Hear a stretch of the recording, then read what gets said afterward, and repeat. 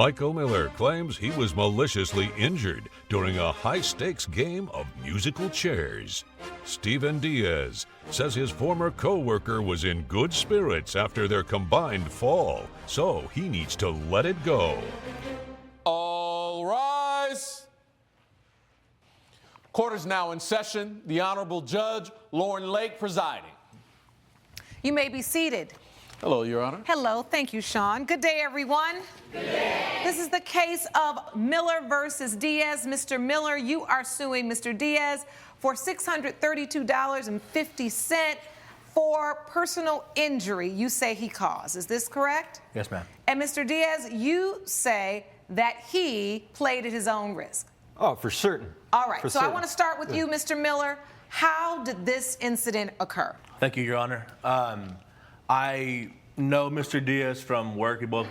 We used to work at the same retail company, and we worked different shifts, but we had the same circle of friends. All right. And so we went to the same party, and at these parties, we have a game that we all throw money into. This game in particular was musical chairs. And we each deposit $50 to get into the game, and there were 10 of us, and so the amount that you get if you win the game is $500. Now, the last time that I played the game, $500 for musical chairs? Yeah. Yep. Oh. Yeah. Count me in. Count you in? I've never done that. Sean said he gonna play. All right. And so the last time that we played, I didn't do so well, so I was so motivated and excited to win this time and to put my best foot forward here. And as we were nearing the end of the game, Mr. Diaz and I were neck and neck, and as I was about to sit down on that chair, which was right behind me, Mr. Diaz ripped the chair right out from under me,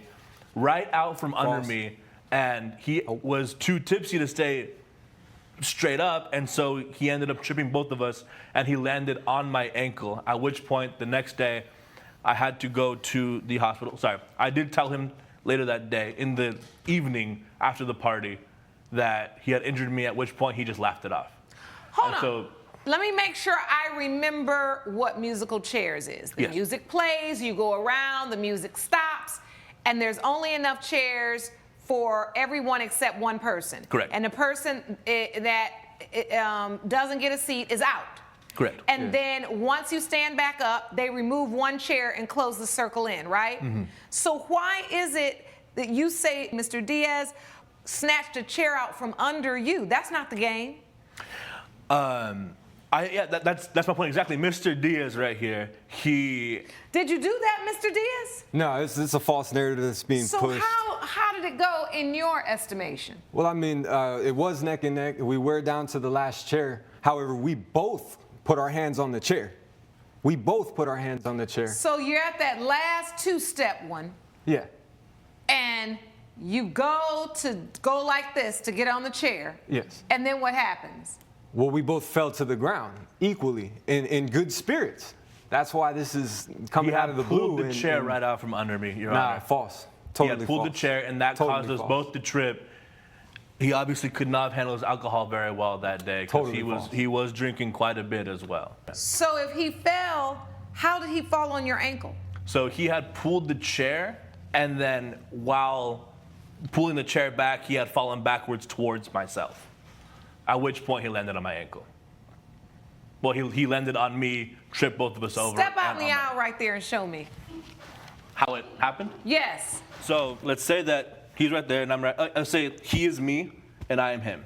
When he pulled the chair out, he pulled the chair, and then because he was so intoxicated, he put himself off balance and then landed on me, pushing me over and landing on my ankle when he hit the ground. Who pulls a chair like that? That's what I'm saying. No, we both grabbed the chair at the absurd. same time. We both grabbed the chair at the same time and fell at the same time. All right, so you fall. Let me just think about this. You say he falls. Do you agree, Mr. Diaz, that you fell? We both fell. To be honest with you, I have seen people fall down fighting over the last chair. That's not abnormal, but it's usually because they're both trying to get their butts in the seat. Coming up. So you believe it was intentional and not negligent, or you believe it was negligent and not intentional? I believe it was both, Your Honor. Lord have mercy. And later, But it was the last one, and they sell out fast, so I just decided that I would use my emergency credit card and buy it. And Because this was an emergency to get this Halloween decorative piece. we're back with the case of Michael Miller, who brought Steven Diaz to court over a party game injury. Tell me, Mr. Diaz, do you remember falling on Mr. Miller's leg or his ankle? No, we fell at the exact same time. Well, that doesn't change the fact you could have fallen on him. Well, there was a collision, but it wasn't anything that Did you stuck out land in my on mind. Yes. I mean, we both fell at the same time. All right, and so you were hurt instantly? Yes, ma'am. Could you get up and walk away? I Or had you- to He hobble did. away so I could get some ice. No, that's false. That's false. So, Mr. Diaz, you're saying that he wasn't hurt? Well, he was. We were both in good spirits on the ground. Like everything was fun, and to the point where the mood was. Oh, fine. you laughed. We Everybody both laughed. laughed. We both laughed. It I was wasn't. funny. I wasn't laughing. I was. Were in you pain. drinking? I did was have definitely some. drinking. So you were drinking as well? Yes. How many drinks did you have? I had only a couple of beers. How many drinks did you have, Mr. Diaz? A couple of beers. Oh, same it thing. ain't lying. Okay. No, he had his drink full. They He both had his lying. cup Go full ahead. the entire night. He was Next trying to get me question. drunk. Next question. So you got up and realized, oh, my ankle's hurt. I hop off. Well, the moment that he landed on me, I felt the searing pain, and so I did feel injured instantly. And Okay. I tried letting him know, but he was Did just Mr. laughing Diaz too hard. help you up? No, he How'd was you just get up? laughing. We both got up. I got up on my own using just my other leg because my other one, I didn't know how bad the damage was. I did find out later that I could walk on it just with a lot of pain. And so I did go So and I you got went and got checked out. The next day, yes, at Lincoln Hospital of Hope. I have the I'd like to receipt see right whatever here. evidence you have of that. Thank you, bailiff. And so I did end up incurring the total debt of $632.50 at that urgent care. And so what I'm requesting today is that Mr. Diaz pay the amount that I paid at the hospital. Because you believe he injured you. Correct. You believe it was intentional, or do you believe he was being negligent? I believe he was being negligent.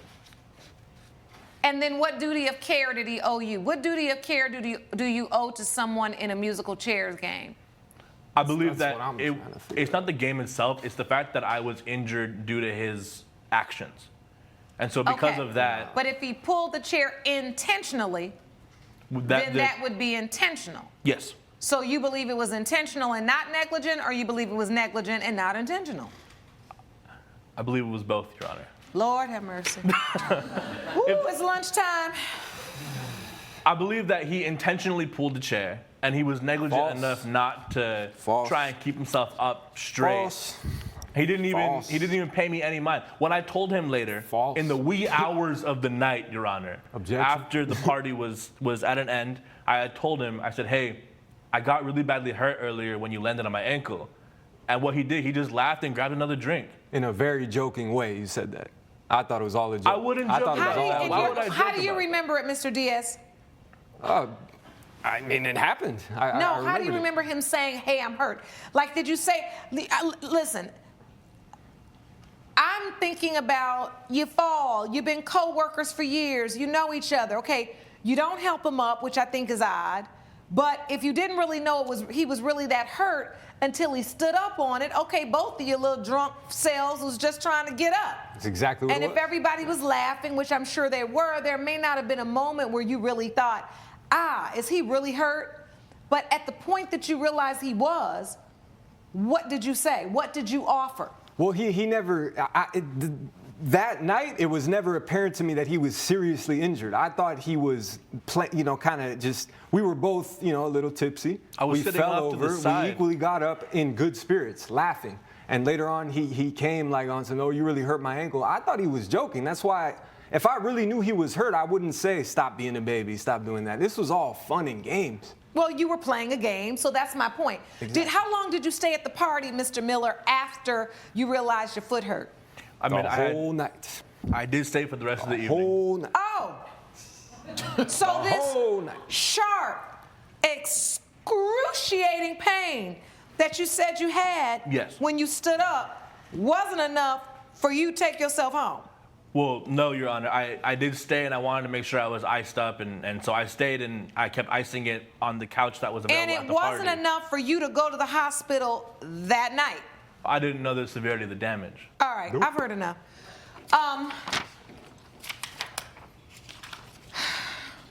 What's that phrase? Play silly games, win silly prizes. That's it. I mean, it's just, that is life, right?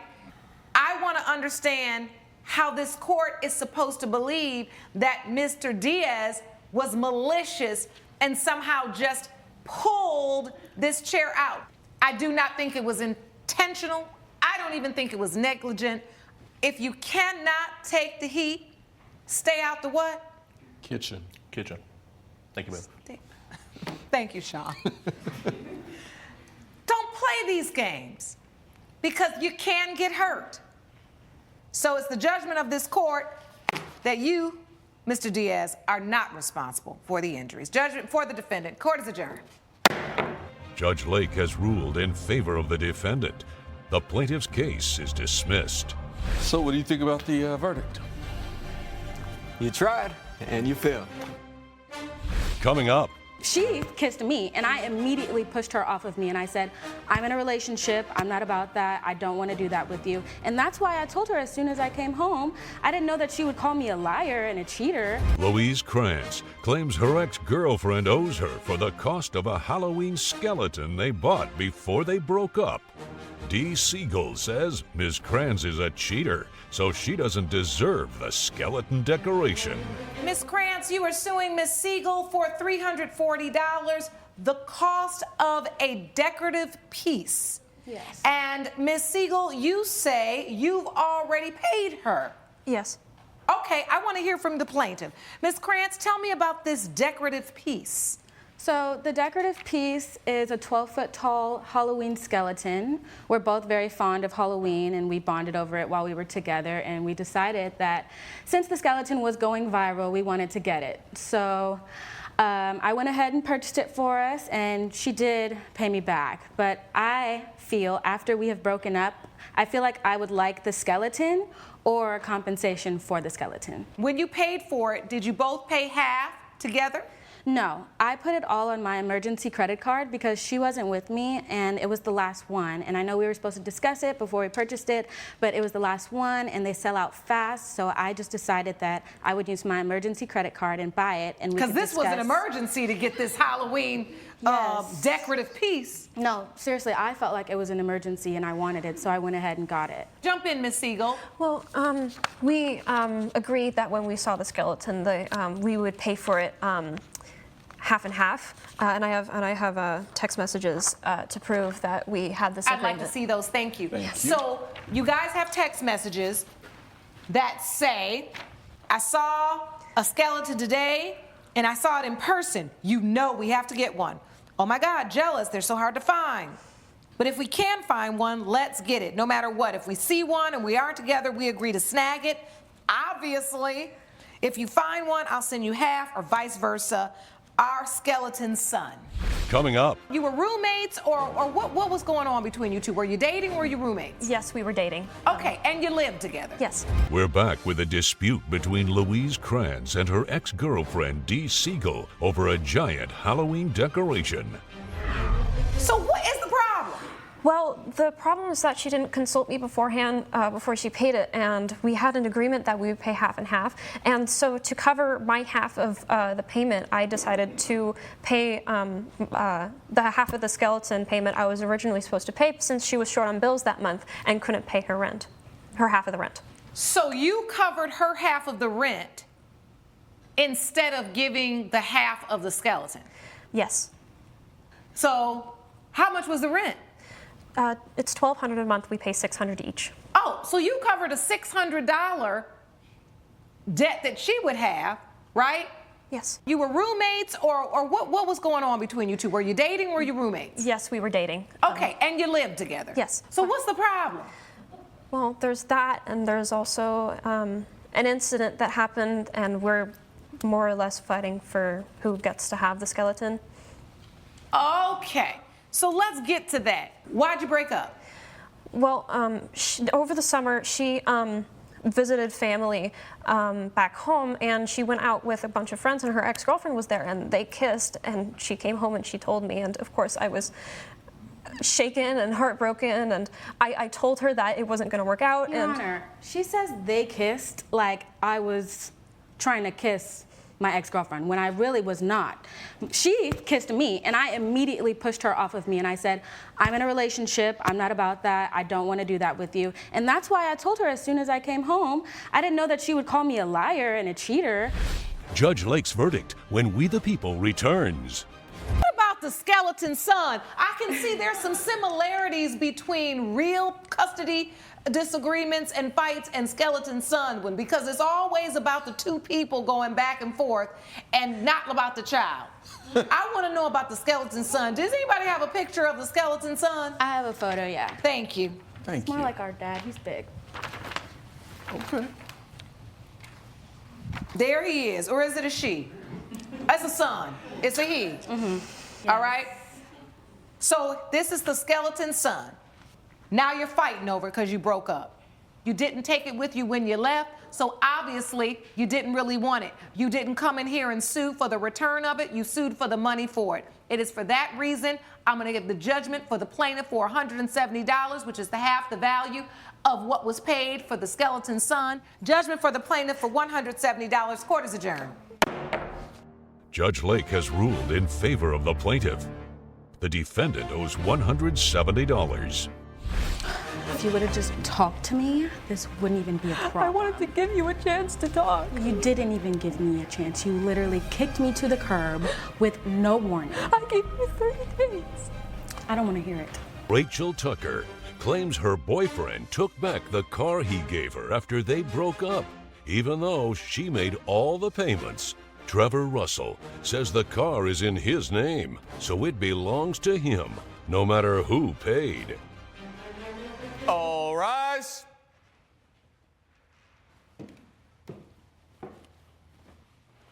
Court is now in session. The Honorable Judge Lauren Lake presiding.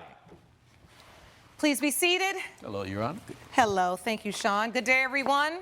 Good day. This is the case of Tucker versus Russell. Ms. Tucker, you are suing for $11,493 for the cost of a car you say he gave you, then he took back. Yes, Judge. All right, so explain to the court how you got here. Okay, so I'm suing him because he gifted me a BMW for my birthday.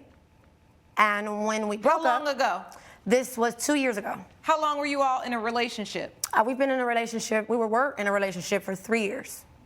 Okay. 2.5. All right. So you 2.5, 3. All right. So you were in a relationship, and Correct. for your birthday, he gifted you a BMW. Correct. Did you know it was coming? Was it planned or was it a surprise? It was a total surprise. So take me to that day. So we had, when I walked in, everything that I wanted was there. He did his thing. He surprised me completely 100%. All my friends were there. At the end of the night, everybody started crowding me. I start seeing him come down the middle of everybody, and he's holding a box. I'm thinking, this is it. He about to pop the question. He comes to me. He opens the box, and it's not a ring, but it's the next best thing. It's a key to my BMW. Okay, so that's exciting. I was floored. I almost went pale. It's sitting outside with a big red bow, and he gifted it to me. All right, so this was your big surprise, Mr. Russell. You didn't do a ring, but you did the key. I did what she needed. I mean, you know. I didn't need it. Everybody, she wanted a ring, but I mean, she got the hoopty, you know what I'm saying? So I had to find out a way to, you know, get her right. And, you know, me, myself, I'm studying to be a dental hygienist right now. So, you know, awesome. I got to look up, you know, a certain type of part. I got to, you know, and I want that the same for my lady, you know, especially if I'm gonna call her my lady. So, you know, she got the hoopty, the little 98 Civic, you know, you hear coming down the block, you know, the dashboard looking like Christmas trees and stuff. And, you know, I was like, all right, I'm gonna go ahead and get this car.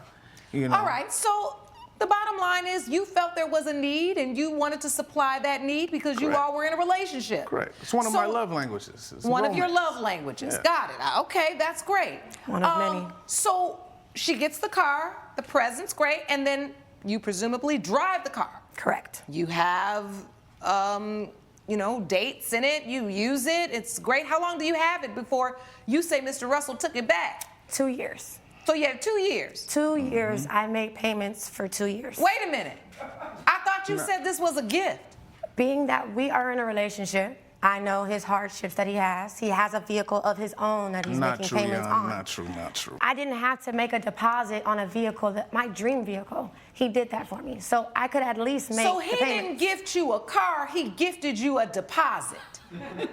At this point, basically, yes. He gifted me a deposit. Okay. What I thought was the vehicle turned out to be just the deposit. Okay, so the car wasn't paid for. No, he just put a deposit down on it. So you had to pay for your own gift. It wasn't a little deposit. On I top can tell of you my that. own That's not a- insurance that's as not a well. gift. You know, I should be asking for the insurance as well, but I'm here just asking for of the that money was that covered. I put down. Everything was covered. She didn't have to worry about a thing but to push the gas pedal. That's all Oh, she had wait a to minute, worry Mr. about. Russell. So you're saying you paid for the whole car? I'm paying for the car as You're of not right paying now anything. as well. Who paid the note while she was driving? I'm paying She the was notes. paying it, but I'm paying the I never insurance. gave her the ultimatum if she could pay it or not. I can easily pay for it myself. So why didn't you if it was a gift? Because we already share an apartment, and by us splitting the bills and everything right there, and then now her Which saying didn't that she's start off that way. You consistently moved in paid with this me. month by month is absolutely false.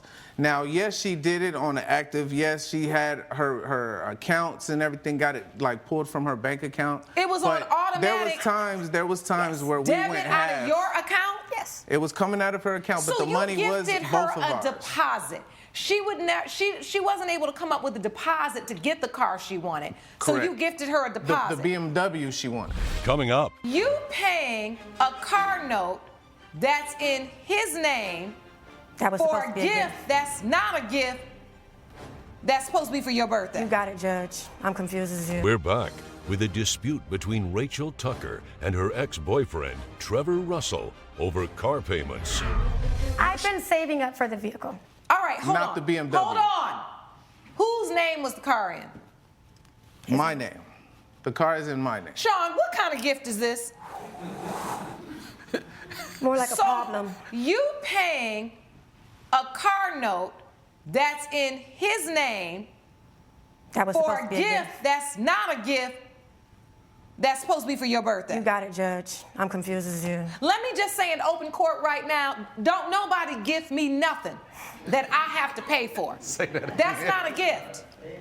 Again, I never gave her that ultimatum to play. She willingly, every month, put up the money to go ahead and pay for it. As much as I willingly put up the money for the rent or any kind of other necessities Bottom line that is we you had. didn't buy her car. Moving on. What got to the place where you took it back? You broke up? Yes. Yeah. Okay. Yeah, called it a quits. You're not going to convince me that what you were doing was so altruistic because you kept the car in your name and you knew good and well that, you know what, I'm going to keep this car in her name. She really wants this car. I'll go ahead and pay the down payment, but I'll keep it in my name. Let her pay on the payments all this year because I know if it don't work out, I'll just take the car back. And guess what? Guess who's already paid down 2 years. the balance on the car for 2 years? Miss Tucker? Not entirely, you man. Entirely. Well, she paid it. And so when you got it back, you don't even have title. So I don't even understand how you thought you bought somebody a car. Automatic bill payment still coming out. You still paying They're for the still car? coming out. Automatic bill payment is still coming out. You're still letting her pay for the car and you took the car back? No, Won't take ma'am. me off the insurance either. She- She's willingly, she's willingly paying. How much have you paid to date on the car and where's the evidence? I've paid $11,493. I have bank statements for the past 2 years. I'll take all of it. Alrighty. I can admit, Your Honor, that she is probably accountable for 7,000 of that. And why is that, Judge Russell? Do you think that she's accountable for $7,000 of that? Because again, she did not consistently pay the car note every month. And there where was months is the that proof we paid together. of your payment? The money is all in her account. We don't have a joint account. We don't have a joint account. My account is my account. Ooh. We also share a lease where I am also not on the lease. Another reason why I felt like I didn't need to switch the car over. Because I'm y'all ain't living in court with her. over the lease, are you? No. No. You moved in with me. We didn't go find a place together. Well, this is interesting to me because you put a car in your name for her. Correct. She made the payment out of an account that was hers. You testified that you gave her money that she put in that account to make the payment. Is that true or is that not true, That Ms. is Tucker? not true. Not at all. You did testify you were paying the rent, which is not an issue. But it's interesting to me that, I'm telling you, honey, you reap what you sow in this life. Because the car that you took back, you can't prove or disprove that you ever gave her money to put into this account. Where is that? Do you have a cash app, something where you transferred the money? Do you have evidence of that to show me that you were putting money into that account? There's going to be nothing, Judge, because he never puts anything in there. That's not true, Your Honor. Again, through us paying the bills together on a 50-50 split, and at the same time, the money that she receives, it's not like, and I'm not trying to get off the point. How many payments have come out of this account since you all broke up? 2 years worth of payments. So 2 years after you've broken up, you're still getting payments taken That's out. false, Oh, Your Honor. as far as when we broken up, 2 months. So 2 months. 2 months worth of. And what's the Correct. monthly payment? The monthly payment, I want to say, is about $478.87. $478.87. And you've made 2 payments since you broke up. Correct. And he took the car back. Correct. In the most evil way that you could do. And who's driving the car, Mr. Russell, right now? Who's driving the car? Currently, I'm driving the car, ma'am. Mm-hmm. Again, the only reason why I'm holding on to this car is because this is where the petty wars began. There was a breakup at this party because she saw me leaning into, we're at a mixer, so I was leaning into a female. We was talking. It was music. So I leaned into her, talking to her in her ear. She returned. She made a scene about it. Right then and there, she told me that I needed to get my stuff out of our apartment. That was my breaking point. And leave that morning. Didn't give me an ultimatum or anything. And then tried to humiliate me by calling our same mutual friend I that told you should have linked us called up Tyrone. together and had them come and meet me at the house to help me move my stuff out. Coming up. You Again, got I'm not angry because from she kicked you Pennsylvania. out quickly and you took the car back because you were mad. I wouldn't say mad. It was just like, well, if we're calling this a split right here, then let me go ahead and take the property that's in my name. Uh-oh. Would And that you be, can hold keep the on, property hold that's on, in your Mr. name. Russell. Would that be your gift? We're back with a dispute between Rachel Tucker and her ex-boyfriend, Trevor Russell, over car payments. And so you again, got I'm not angry because from she kicked you Pennsylvania. out quickly and you took the car back because you were mad. I wouldn't say mad. It was just like, well, if we're calling this a split right here, then let me go ahead and take the property that's in my name. Uh-oh. Would And that you be, can hold keep on, the property hold that's on, in your Mr. name. Russell. Would that be your gift? Is that your gift? Again, it was, Okay, it was so a that, gift. hold on. It was a Mr. gift. Russell, I'm done listening. This is a waste of my time. And you know what? I hate it because these are the kind of things when people don't understand the law, they don't understand legalities, they don't understand contracts, they don't understand things. You get in these situations and then you get all turned out in these little raggedy relationships and you think you're doing something and you're not, right? Because number one, you weren't married. He was in an apartment that was in your name. Then you so excited to have this BMW, which you really couldn't afford and you didn't need, and you should have just not gotten it in the first place.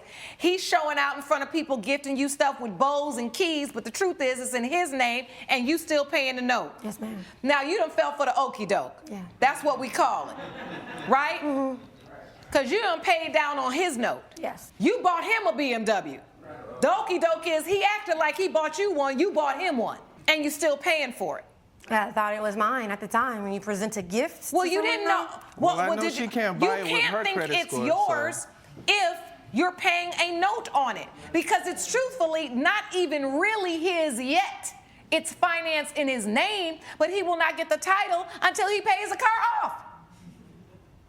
You paying his bills. Coming up. When this relationship is over, my relationship with this car is over too. You get it? We're back with a dispute between Rachel Tucker and her ex-boyfriend, Trevor Russell, over car payments. He done got you all spun around so tough, you think you paying for a car that's yours, and I don't even understand how you paying for a gift that's supposed to be for you. It ain't enough love in the world, Sean. And this is a great lesson to you. Absolutely. Because the truth is, as long as the car is in his name, it's his to take back. You can't legally demand that car because it's in his name. No, because the problem is he didn't give it to you under any false pretense. He didn't defraud you. There's nothing. He said to you, oh, here's the car you've been wanting. I made the down payment, but I still got to make payments. You're making the payments. You did it voluntarily. It was You're really not a symbol married. of trust, You're not tied together. These are lessons, tough life lessons you have to learn as a woman. You should never have been making those payments on a car that's financed in his name without the clear understanding. And I mean, this should have been like writing on the wall for you. When this relationship is over, my relationship with this car is over too. You get it? Yes. So with that said, you've made 2 payments since you've broken up. You're not driving the car. It's over back in his name. There's no reason why you should be making, and if the payments are automatic, cut them off. What are we thinking here? How is there 2 more payments coming out of your account? This is ridiculous. Judge Lake's verdict when We the People returns. $57.74. I think my math is right. That's for the 2 payments you've made since he took the car back and you broke up. Stop the automatic payments. Got you. And Mr. Russell, you know good and well. Listen, even though the award is going to the plaintiff, you won here. And that is not, you say, you're a man, you fulfilling a need. You didn't fulfill a need. You didn't. And it's disrespectful to women to use and manipulate that way. At least you could have said, coming out of the relationship, you've had the car, I know you've been making payments, I'd like to take the car back because it is in my name. And to be clear, she can't be driving around in a car in your name anyway. Accident happened, something crazy happened, you're liable too. Legally, you do need to take that car back. But you could have at least said to her, hey, you've been making these payments for 2 years. I want to give this back to you. I want to work this out with you in this way. I know you made the down payment, but you could have offered her something. But legally, you're not required to. So with that said, judgment for the plaintiff, $957.74. Ms. Tucker? Thank you, Judge. You got to think. Court is adjourned. All rise. Judge Lake has ruled in favor of the plaintiff. The defendant owes $957.74. Have anything else to say? He's a low-down, dirty dog. It's cool. I mean, she You don't get knew what's what coming it in. was, man. She just tried to come up on me. It's Karma all right. is, It's all right. It's all right. Like I said, you know what my number is. You know where Kecia Chambers claims her assistant took liberties with her money and says she's had enough of it. Brittany Prince says her friend's false accusations were the last straw, so she had no choice but to leave. Ms. Prince is countersuing for $700. All rise. Court is now in session. The Honorable Judge Lauren Lake presiding. You may be seated. Good morning, Your Honor. Good morning, Sean. Thank you. Good day, everyone. Good day. This is the case of Chambers versus Prince. Ms. Chambers, you are suing Ms. Prince for $1,472.22 for unauthorized purchases. Is that correct? That's correct. And defendant Ms. Prince says you are being wrongly accused and you're countersuing for $700. Is that correct? Yes, that's correct. All right, let's start from the beginning. What happened Ms. Chambers? We're from Detroit, and my mother put me in all the venues in our neighborhood in regards to music. And Yes. anytime there's a talent show, I'm in it. I'm a part of it. And that's where I met Brittany. All She's right. also in music, and she does more like the back end stuff. And growing up, she calms me down when I have stage fright. She, you know, look after me whenever I was on stage and had to So get you right. have a relationship? Yes, we have a very I'm long from relationship. Detroit too, and I know that's a musical city. So I'm not surprised you were in talent shows and doing all of those kinds of things. So you all have known each other for years. How did you come to take on this role of helping and being of support to Miss Chambers?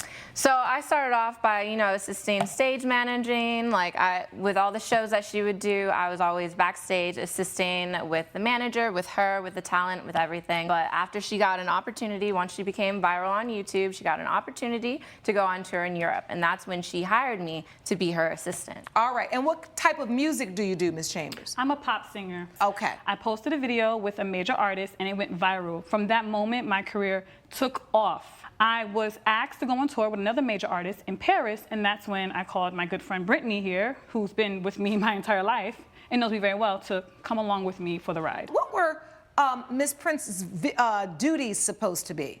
It just involved her making sure my finances were good. Sending $2,000 to my mother every month was very important to me. My mother took care of me, so it was my job to take care of her now that I'm starting my career. So that was very important to be done. Just little things, making sure she reached out to managers, making sure I belong where I am, dates, and fitting, styling, So a things like that. combination of assistance, doing assisting and styling. Correct. All right, is that what you understood your duties to be, Miss Prince? Yes, I was over her calendar, I was pretty much the middleman for all the meetings, the fittings. I also personally assisted her with her style. She always came to me for personal advice, if I liked her outfit, etc. I was over it all. All right, and so how far into this tour did things start to go awry? The tour's for 6 months total. The first 3 months were great. Everything went perfect. It wasn't until the 4th month that my mother called me and she asked, hey, where's the $2,000 you usually send me? What happened? And so I reached out to Brittany. I'm like, Brittany, you didn't do your job. What happened? She claimed she did it. Well, she said she did it. I did it, Your Honor. I have proof that I did it. I'd like to see that proof. Did you bring it? Well, yes, I do have evidence, Your Honor. I'll take that. So you have the proof in this evidence that you sent the $2,000 to her mother? I did the same thing every month. So the first 3 months it went smoothly, like Kesia was saying. Now, she came to me saying that her mother didn't receive it. I reached out to her mother confirming, hey, did you receive it? She said she hasn't. So I'm like, okay, I'm going to resend it again. Were Can you check? sending it through one of those financial apps, or you did a wire from her bank account? It was a wire transfer directly from her bank account to the States. So I had advised the mom to just check in with her bank to And see. I see you texting the mother saying, hi, Mrs. Chambers. Kesia said that you didn't get your payment. I'm just checking to make sure that it's not on my end. She says, hello, Brittany. No, I haven't received it. And you say, can you please check your bank? I just tried to resend it again. Correct. So what happens with that? She just never got it? She never got it. What else happens? So she keeps a grudge after that. That's what I want to mention. And then the next thing I noticed is that she... What's the grudge about? There's no grudge. Why you? She's being so extra right now. I don't understand. I'm being extra? being so annoyed because... So what had happened was I got some... No. This is... All right, y'all are laughing at me for that, but You it's not can even a just big use deal. one head. Judge, the reason why I said she's holding a grudge because she blows up in my face when I confront her about these purchases that she claims she brought for me, but number one, I don't like them. They're not my favorite color, and most of them don't even fit me. They're not even my size. It doesn't And these have are my the name in it. clothes? Yes, these that are she items right picked here. up. Mm-hmm. All right, well, show me what you brought. Coming up. Yes, black and white. See? Oh, I wish they were my size. I wasn't tripping. And later.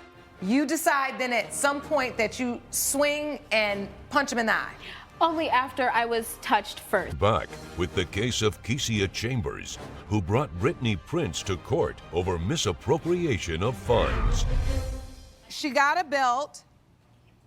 It's cute. It's blingy. It's her style. She's a star. I'm trying to upgrade her style to be a star so she's ready on and off stage. Are you the stylist? I am not the head stylist, but I'm her personal assistant. And so you know her style, and you know when, because I do see the text message that says, hey, oh, you ask, I want to stop and pick up a few designer things for you. Is that cool? And then you say, Ms. Chambers, yes, but please check the budget and make sure you don't go over, and make sure it's something that I would wear and want. Exactly, and I did everything I got her permission. I matched the style. I matched the style of today's, like.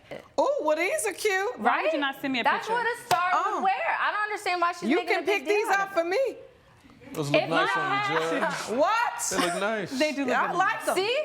She likes them. Yes, black and white. See? Oh, I wish they were my size. I wasn't tripping. Well, I love all of it. You can be my personal assistant and stylist, Miss Prince. You know what? But anyway, you didn't like these either. No. And I will say this does not look like the kind of shoe you would perform in. You are in the process of growing your career. A loafer really isn't it, but Thank you. yes. Thank you. You get it. You But get it wasn't to be performing. I initially So got why are you picking it up? Why do you think she just needs loafers and sunglasses and sparkly belts if you don't think it's something that she's going to perform in? Well, the glasses and the belt definitely to perform in, but the loafers were just to get to point A to point B. Like to and from the airport, but stylish. Yeah, like stylish, but like, All right. you know, not trying to break your so back you over the present these cobblestone. items to Miss Chambers, and you immediately go, I don't like any of this. Correct. So why don't you just say, go take it back? I did. She did, and I had all intentions of returning it the following day. But we had meetings, we had fittings, we had a rehearsal, sound check, everything. And I was managing, making sure our team was on check. But in the process of everything, she kept coming at me, accusing me, and pretty much making me feel like I was some thief. Accusing you of what? Of buying these things for myself, misusing her her finances, and pretty much just stealing her money. And so what is the basis of your countersuit for $700? Well, $700 is to cover the plane ticket that I needed to get back home to Detroit. Oh, y'all fell out so much that you couldn't get back home? No, I needed to get home because I needed to make sure that this friendship wasn't going to just completely get destroyed because of something as simple as... So you decided to quit the job? I decided to leave. I was hurt because of how she was handling the situation. I still don't understand why this amounts to all of this. Thank you. Thank you. Can somebody fill me in as to why you two beautiful, smart, successful young women could not have come to a better resolution than to fully fall out on a tour and you fly home, $700 ticket? What's going on? Your Honor, she's a big baby. She blows things out of proportion. Oh my goodness. All the time. So she was being a drama queen. This is the part that drives me crazy about all this nonsense, and y'all want to drag these problems that you should have solved in the living room instead of in the courtroom because you're wasting everybody's time. This can be cured. This problem can be cured. You just return it and you get your money back, and if y'all fall out and she doesn't want to work for you anymore, so be it. I have fallen out. Many of assistants have decided they don't want to work for me, honey, because I like stuff the way I like it. You hear me? And sometimes if that's not the way you like it, then you got to go and do what you need to do for you. And that's okay. She bought her own ticket home.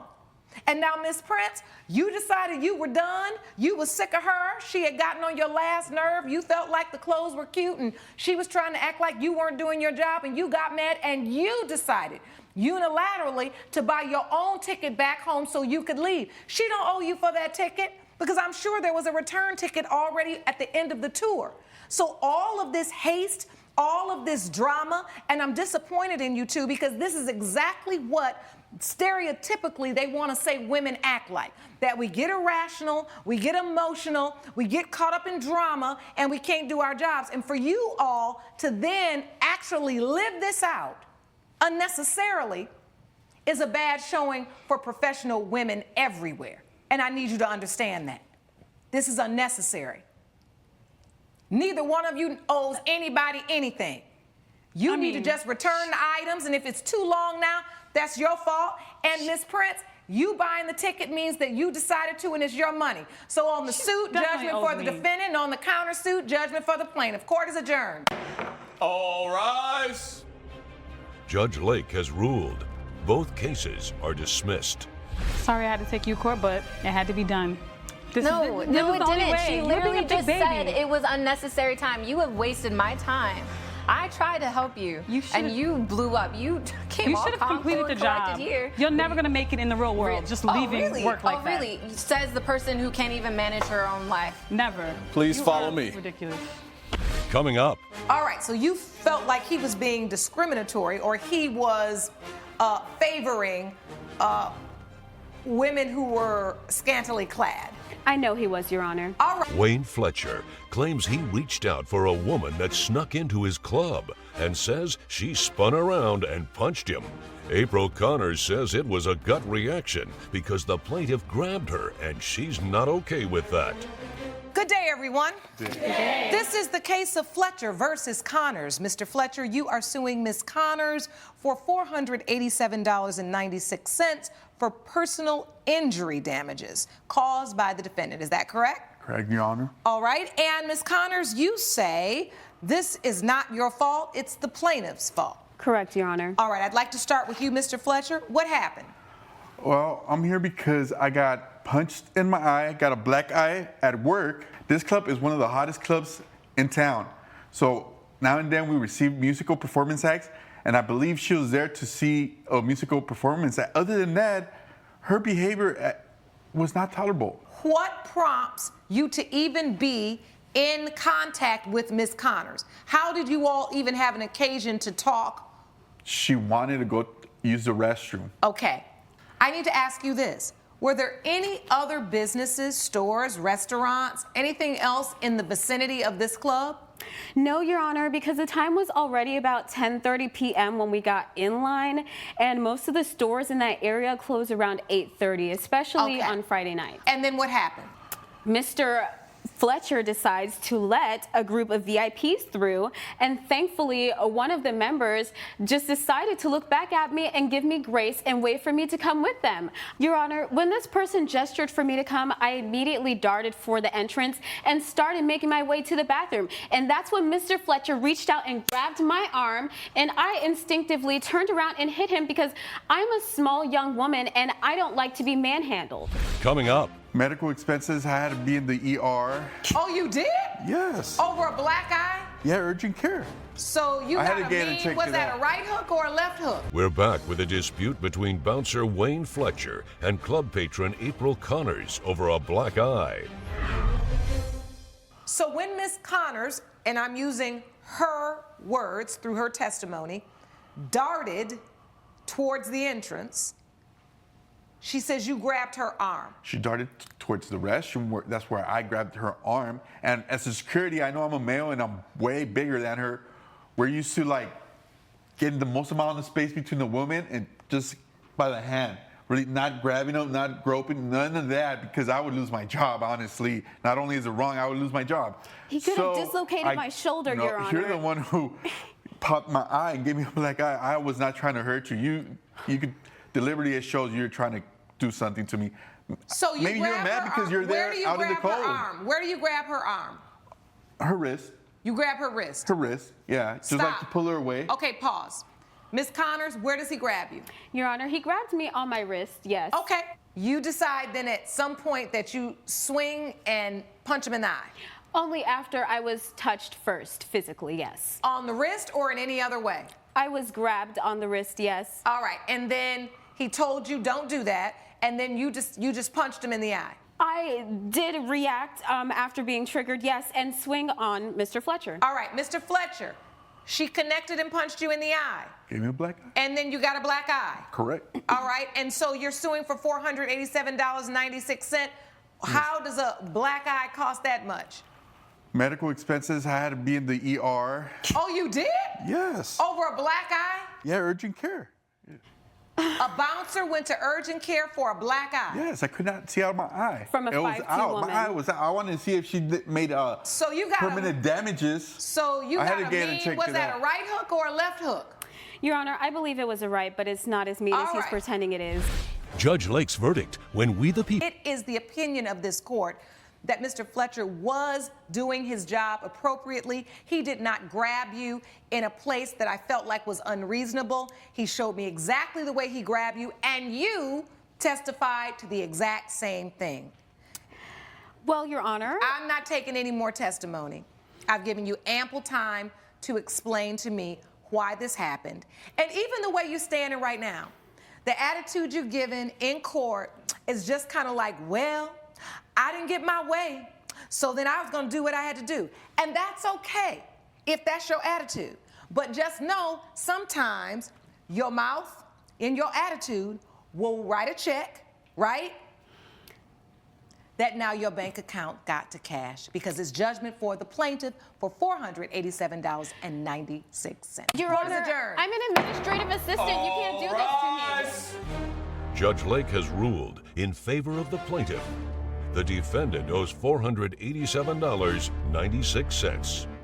I believe that the judge made a mistake and that you will be proven wrong someday, whether it's by me or another member in the line. You just stay away from the club scene. That's all I gotta say.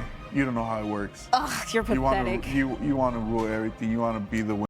Molly Fallow claims her irresponsible rideshare passenger was so focused on getting social media likes that the car door was torn off after she exited the vehicle. Ava Reinhold says Ms. Fallow doesn't know how to drive, so it's not her fault. All rise.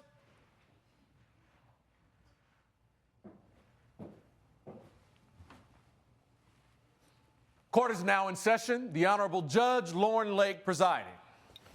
You may be seated. Good afternoon, Your Honor. Good afternoon. Good day, everyone.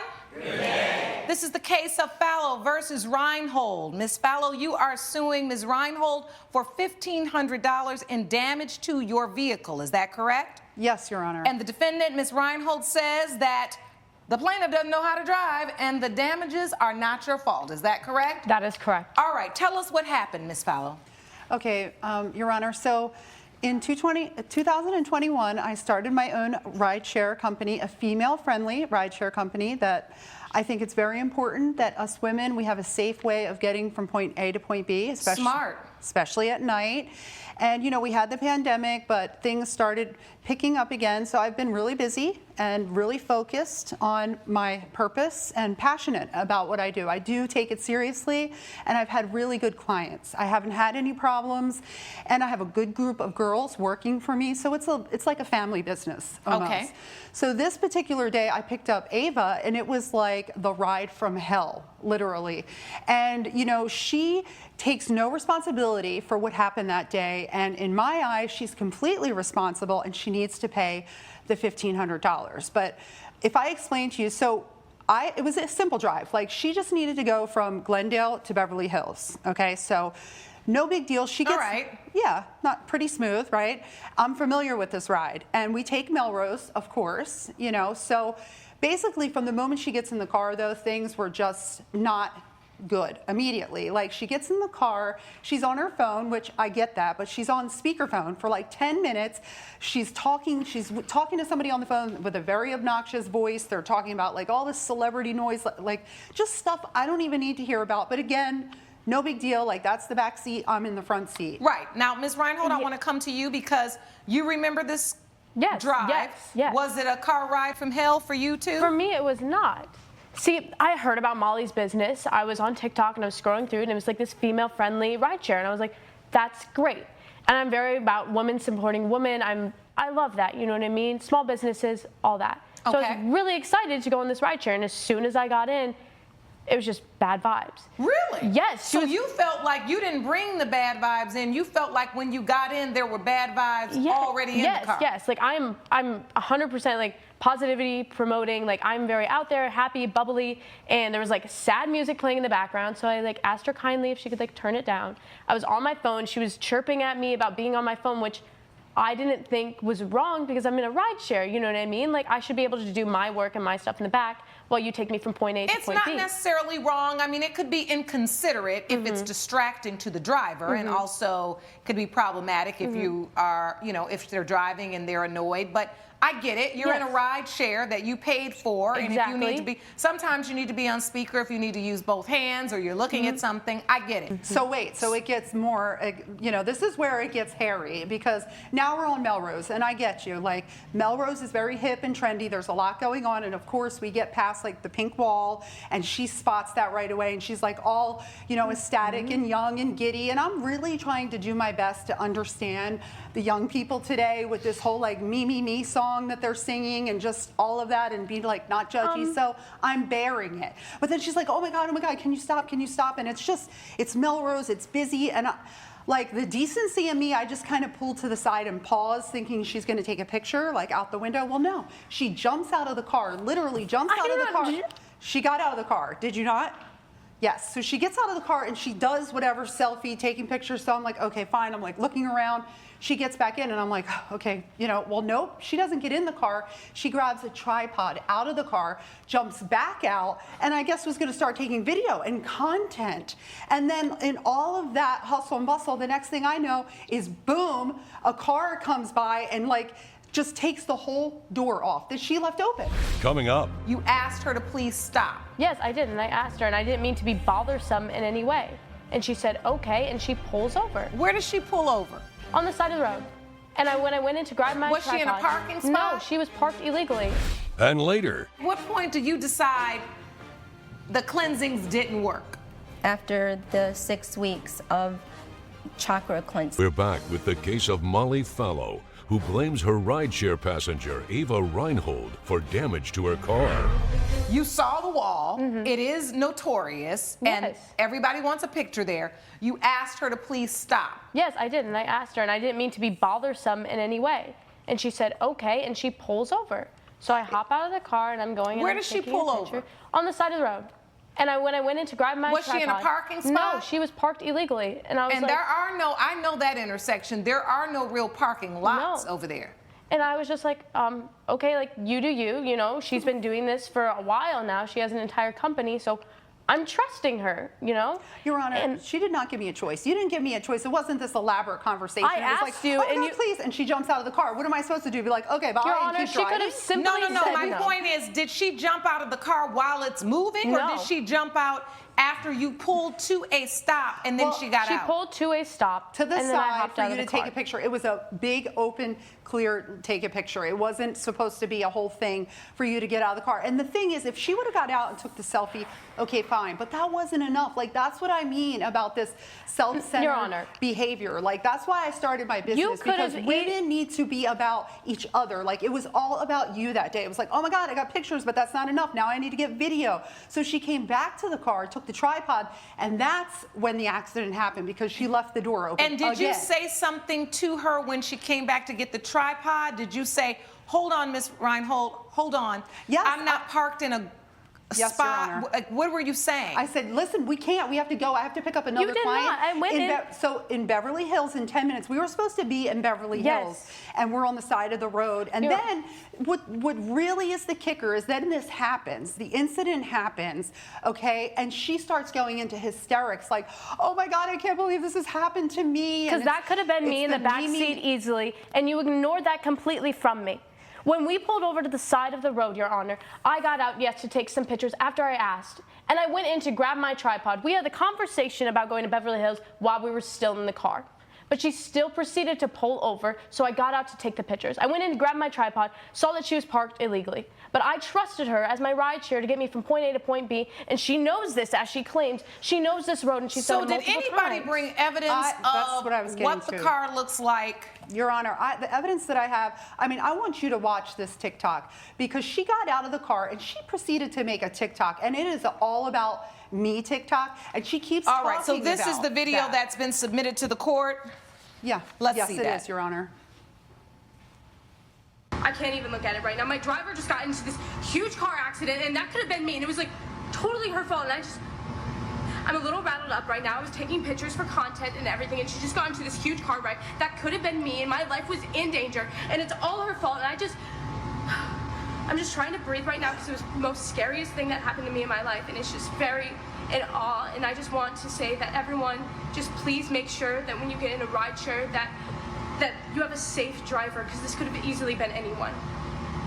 Don't forget to hit that follow button. Exactly.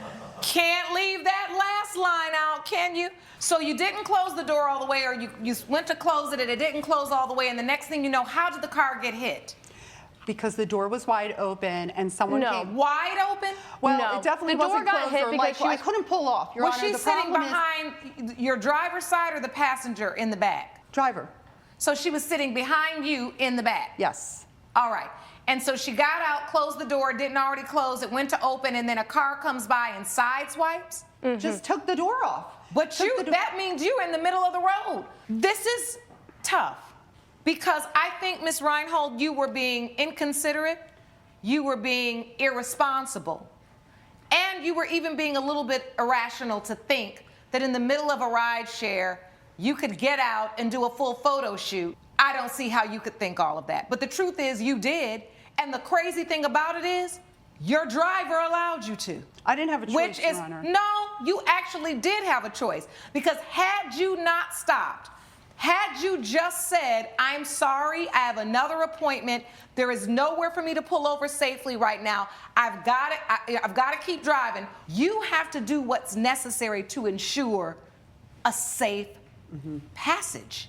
Well, I didn't know she was going to get out of the car. Of course you didn't know that. But She if didn't you say that. knew to say no and you had worked that out, she wouldn't have been able to get out. You would have just said, I'm so sorry, you've only booked this stop. If you want to book another stop, I don't know if you use an app or what you use, but I've been in ride shares before where I want to stop at a different place and they say you're going to need to plug that into the app before I can make that stop. And then when they do, they find a safe place to stop. So unfortunately for you, you did have a pretty irresponsible passenger, but unfortunately, Ms. Fallow, your irresponsibility supersedes all of that because Really? it's your company. Judgment for the defendant. Court is adjourned. Judge Lake has ruled in favor of the defendant. The plaintiff's case is dismissed. I can't believe she let you get away with it. Like, You got what you Not an deserved. example. You Well, got good. what You're you going to be in Selfieville. You know, I really taking hope you learn a selfies lesson and that you until can start you're- putting these child locks on, and Whatever, then you can that's- start to say no and stand up You for were the yourself. judge. Because that's what I did for myself today. You didn't do anything but think of you. Coming up, I was looking into her because I was going through some things and I was hearing voices. Children, Hearing voices? Yes, children Okay. screaming. You were hearing children screaming? Yeah. Mimi Washington claims she paid for several spiritual cleansings, but she wants her money back since they didn't work.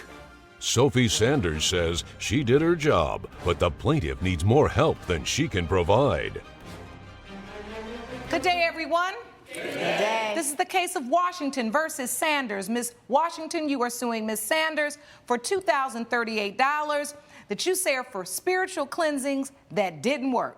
Yes. And Ms. Sanders, you say the plaintiff needs more than supernatural help. You did your job and you don't owe her. Yes, Your Honor. All right, what happened, Ms. Washington? Why did you come to court today? I came here because I met Miss Sanders online on her website, and I was looking into her because I was going through some things and I was hearing voices. Children, Hearing voices? Yes, children Okay. screaming. You were hearing children screaming? Yes. Okay. And I was very nervous and uneasy about it. I wanted to do some research. I did some research online, and that's where I was drawn to her website. And it said that Because you didn't know if these were voices in your head, you thought it was the spirits of Yes. people in your home. Yes. What does that entail, Miss Sanders? When she called and told me that she heard the voices and the children and stuff playing in her house, I immediately told her. She said they were in her house, not in Yes. her head. No. They're in her house. In her house. And they were screaming. Yes. Okay. And so I advised her, I said, I immediately need to come over and let's set up a time to do your cleansing of your house. Coming up, I went over there and I was ready to do it, and she let me in. As soon as I walked in the door, I felt a strong, like real strong spirit. we're back with the dispute between Mimi Washington and Sophie Sanders over spiritual cleansings.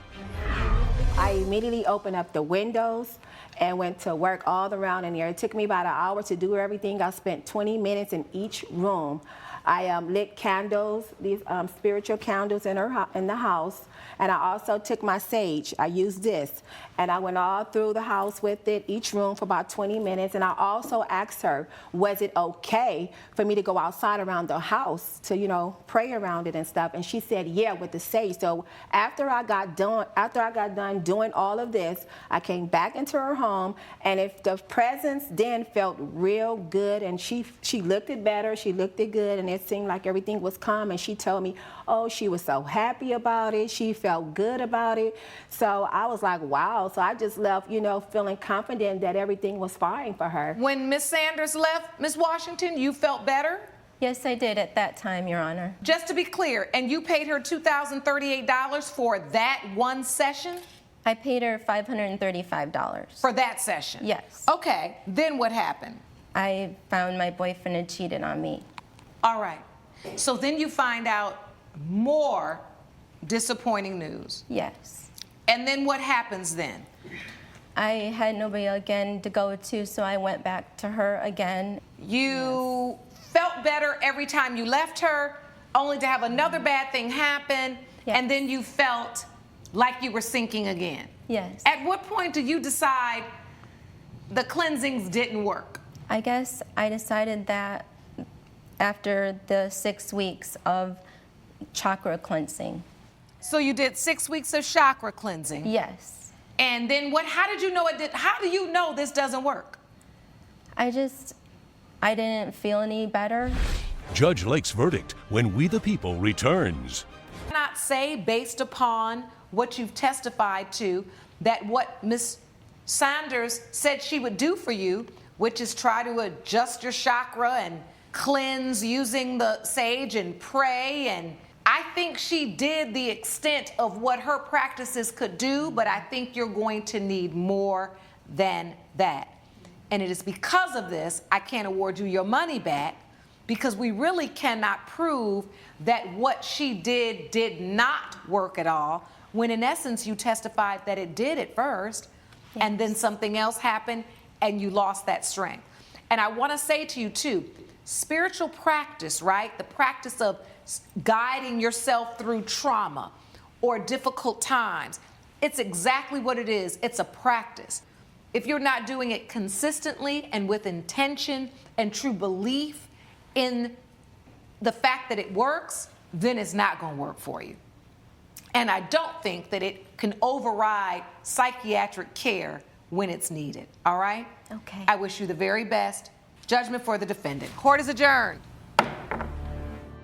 Judge Lake has ruled in favor of the defendant. The plaintiff's case is dismissed. A little let down, but hopefully she doesn't screw somebody else over. How do you feel about that? Hey, I just follow the spirits that they lead me and it led me to good. I don't. Trina Lassiter claims she was fired after creating an easy dance routine for a bride and her 22 bridesmaids. Keisha Simmons says the routine was too difficult to perform as she's no longer a professional dancer. All rise. Court is now in session. The Honorable Judge Lauren Lake presiding. Please be seated. Hello, Your Honor. Hello. Thank you, Sean. Good day, everyone. Good day. This is the case of Lassiter versus Simmons. Ms. Lassiter, you're suing Ms. Simmons for $1,250 for an unpaid balance on a contract. Is that correct? Yes, ma'am. And Ms. Simmons, you say that she failed to perform. Is that correct? That's correct, Your Honor. All right. Talk to me about the nature of this contract, Ms. Lassiter. Okay, so Mrs. Simmons hired me to choreograph this dance for her wedding reception. And she tells me there's going to be about 22 bridesmaids, including herself, and that they're all professional dancers, right? And we agreed to do at least, 8 dance rehearsals to be properly prepared for the wedding. So the terms were have 8 rehearsals, and then I get the payment for doing the choreography. But somewhere in there, she didn't like what I did, or she felt like they were incapable of doing it. How much were you supposed to get paid? $2,500. $2,500. Was there a down payment made? The deposit, yes, ma'am. There was a deposit, what, 50%? Mm-hmm. So $1,250? Yes, ma'am. And do you have that contract with you? I do. May I see it, please? Absolutely. So you're supposed to choreograph a dance. Is this just for Miss Simmons, or was this for Miss Simmons and the bridesmaids? Yes, ma'am. So it's for the entire wedding party. So it's for Miss Simmons and the 22 bridesmaids. 22? Mm-hmm. Wow, that's a lot. Actually, this was my very first wedding. My husband and I have been married for 15 years, and we weren't able to have a wedding a long time ago. So this was a big deal for us, and I had 22 bridesmaids. So this was like a vow renewal, but your first wedding ceremony. Absolutely, and I've known Trina ever since she was a little baby. Yes, I'm friends with her mom as well. So what's the problem?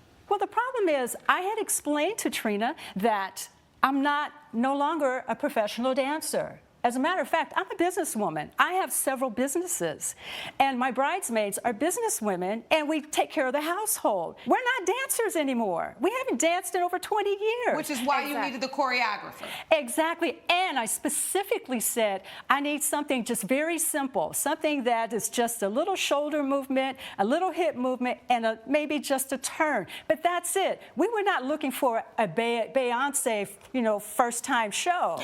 We weren't looking for that. So you made up the dance, you got the deposit, and you made up the choreography. Correct. No, absolutely no. She didn't make up a choreography. She actually came to the first rehearsal unprepared. And then she started demonstrating very difficult moves that none of us could do, and then she couldn't break it down. So it was a mess, the first rehearsal. So hold on.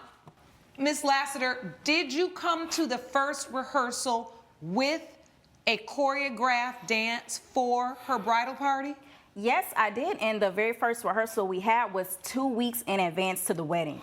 Now, what the contract says is that we need at least 8 weeks in advance to rehearse so that we could be properly prepared. When I get there, everybody have 2 left feet. It was a hot mess. All right, here's the contract. Choreography fees must be paid in full 30 days prior to the event. Well, you all were already 2 weeks out, and you just did your first lesson. Absolutely. Exactly. Because I reached out to her multiple times, and I could never get through. She had me communicating through the wedding planner. Actually, when we had our first conversation, I had said to Trina, I'm a businesswoman. I schedule everything. And so? And so she didn't schedule it. And so I said, well, can you give us something? So she started sending me these TikTok tapes. So you were getting these TikToks and you were saying to her, this isn't the vibe. Not only that, Your Honor, it wasn't her. It wasn't her on the TikTok. She was giving me other dancers that were advanced dancers. This was one of them did the splits. I can't do that. I told her in our initial conversation, I had back surgery a couple years ago. I can move a little, but I can't dance. So you were looking at you were looking for some choreographed cuteness. Yes. For you and your bridesmaids to do what at the reception? It was the opening dance party for the reception. For the reception. Yes. All right, so Miss Lassiter, did you ever choreograph a dance literally from your artistic imagination? Yes, ma'am, I did, and it wasn't nothing more of walking, posing, showing her ring, nothing to injure her back. I promise you it was something very simple. Would you like to see? I was just about to say, let me see this dance. Let's see it. So, we're here, walk, snap, swivel, shoulder, ring, and leg. Walk to the left, right, and step, just a little twerk, pose. Coming up. Now, I was gonna simplify the dance, but she hurt my feelings a little bit because I was very excited to put this together for her and be a part of the wedding. And then she just completely shut my idea down by having someone else reach out to me and fire me. And later. I needed to change my flight because I was in Washington, D.C., and he fired me the very next day, and I still had a week left. I mean, what kind of sadistic person does this? We're back with the case of Trina Lassiter, who brought Keisha Simmons to court over payment for a wedding dance routine. Now, I'm going to say this. Miss Lassiter, what you demonstrated, it is a cute, feminine dance. I mean, the twerking and the this. I mean, she's been married for many years. There's nothing wrong with a good twerk, but she might not want to do it in front of everyone. She might want to do it privately. Mm-hmm. But if she said, hey, this is a little bit too much, can you break it down some to make it a little simpler? Could you do that? Yes, Your Honor. She reassured me that all of the bridesmaids were professional dancers. I think there's a big miscommunication. I did not say that. I clearly told her we are business women. Right. And if you're a businesswoman, you should have read the we're contract. not dancers. So I see you reaching out to Miss Simmons. I want to see when you wanted to schedule rehearsal. She says back, I'm still just so busy. Don't worry. Most of the bridal party are dancers. They'll learn quickly. And this is when you were thinking what? That the dance would be simpler. No, I knew early on that it was going to be trouble. Now, I was going to simplify the dance, but she hurt my feelings a little bit because I was very excited to put this together for her and be a part of the wedding. And then she just completely shut my idea down by having someone else reach out to me and fire me before I can even... Why did you fire her before she had a chance to just remedy the situation? Actually, I did give her a chance to do that, and that was the first rehearsal. As I said, Judge, my expectation as a business person, when I work with vendors, you complete the service, you get paid. She came into the very first rehearsal, she didn't have a plan. So what do you mean? You just ended the rehearsal. You just said, rehearsal's over, Miss Simmons? We had a rehearsal for 1 hour. That's what it was planned for. Did it go for the entire 1 hour, or did you cut it short? It went for the entire hour, and we did not complete the job. I told them that we would need a second rehearsal. I would come back with a simplified version of the dance. And then from there... And you were never invited back for the second rehearsal because you got fired? Correct. Did you hire someone else to do the dance? Absolutely not. As a matter of fact, me and my bridesmaids, we created our own dance. We didn't use any of her steps. When we had our rehearsal, we weren't prepared, but we got it done. Well, that's what you should have done in the first place. Because at the end of the day, you hired a professional dancer to create a routine. What I'm hearing from the testimony is Ms. Lassiter tried to send you different videos. What's your vibe? What do you want? I see from your text messages she's trying to reach out to you. You're saying no, no, no, because at that point you're done because you didn't like the dance that she did. And you also never gave her a chance to ever present something that was satisfactory to you. Only 1 hour you gave her to do that. However, I noticed immediately that we couldn't do what she did. Right. So, but you said in your text messages, hold on. You said most of the women are dancers. We haven't danced in years. We're not dancers. Not it. Hold on, let me see. Because I don't see that in the text message. Let me see. That in the conversation, Your Honor. All right, let me see. I was very clear about that. Well, you did say most of the wedding party is dance, so don't worry too much about it as long as you don't make it up on the fly. So what does that mean?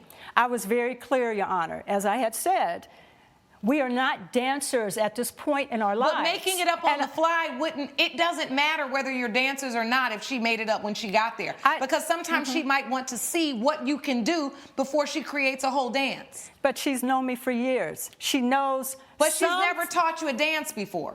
This was before I broke my back. The whole thing is okay, so hold on. Miss Simmons, you got to make up your mind. You got to make up your mind. Either you're a dancer, so don't worry about it, which is what you said in the text, or you're a woman that broke her back, that has very little mobility. I want super simple dance steps that will be easy for me to do given the fact that I have limited mobility after breaking my back.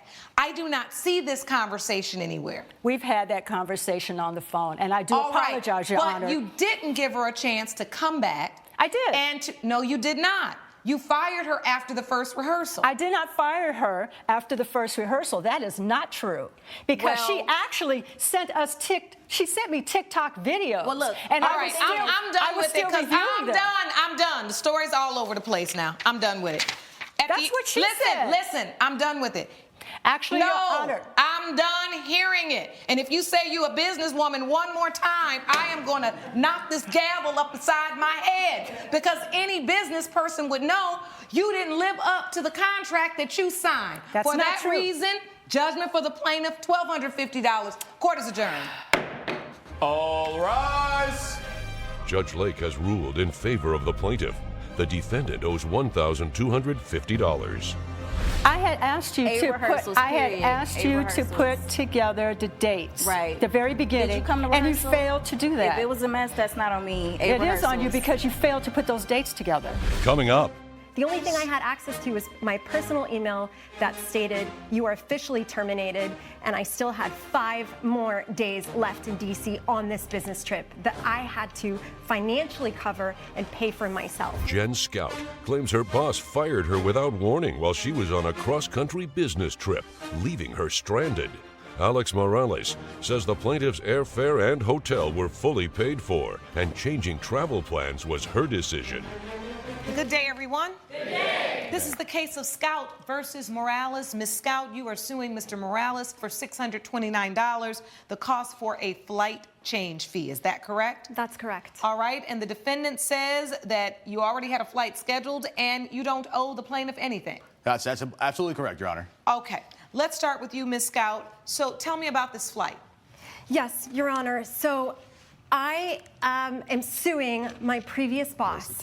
The reason being is that I needed to change my flight because I was in Washington, D.C., and he fired me the very next day, and I still had a week left. I mean, what kind of sadistic person does this? So you flew from Los Angeles to D.C.? Yes, that is correct. To meet a client?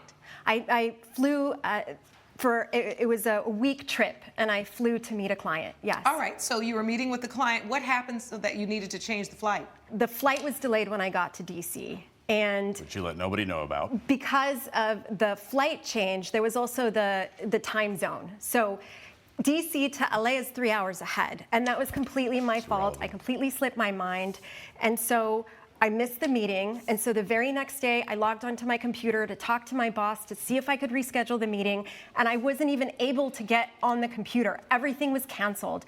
The credit card was canceled, my chat was canceled, my email server was done. The only thing I had access to was my personal email that stated, "You are officially terminated," and I still had 5 more days left in DC on this business trip that I had to financially cover and pay for myself. Coming up. And what happened, Mr. Morales? I mean, that client obviously got back to you. My client was exceptionally upset. I got a strongly worded email. We're back with the dispute between Jen Scout and her former boss, Alex Morales, over travel fees she paid to get home after getting fired. So, Ms. Scout, tell the court what happened. Why did you need to change your flight? I dropped the ball. I missed a meeting. I had some things going on in my life, and I missed a meeting. Cost us a lot. I understand why I was fired. I understand my termination, and I'm not arguing that today in court. And what happened, Mr. Morales? I mean, that client obviously got back to you. My client was exceptionally upset. I got a strongly worded email. This contract is one of our largest accounts. It's $100,000 a year. And it's such a small firm, we can't afford to lose this type of client. All right, and so you had, your company had provided, while she was working, a room and a return flight. The company credit card, Ms. Scout? You paid for it on the company credit card? I had access to a company credit card. All right, so did you cut that access off once you fired her? Absolutely, Your Honor. My emails, my communication. Her return ticket was still paid for, as well as the hotel room. You didn't kick her out of the hotel. Absolutely not. It's not part of our process. She was terminated and was informed that her termination and contract with us was ended, and...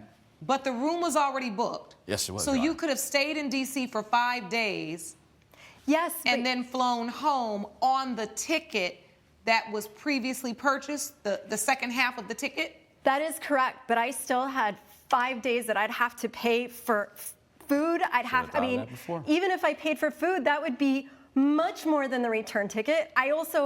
I have family. I mentioned I have to get back to my family. I have a dog, Rozzy. I have a pit bull that I'm paying for a dog sitter. I was expecting to get compensated with a job. I'm broke at this point. I don't have a job. Judge Lake's verdict when We the People returns. Ms. Scout, as I'm listening to your testimony, I'm saying to myself, well, yeah, I have compassion for a person that has a really bad week personally and does something that they otherwise would not do. However, if the company still gave you the hotel, gave you the flight home that was already paid for, you had to make a personal choice. That was then not a professional choice you made.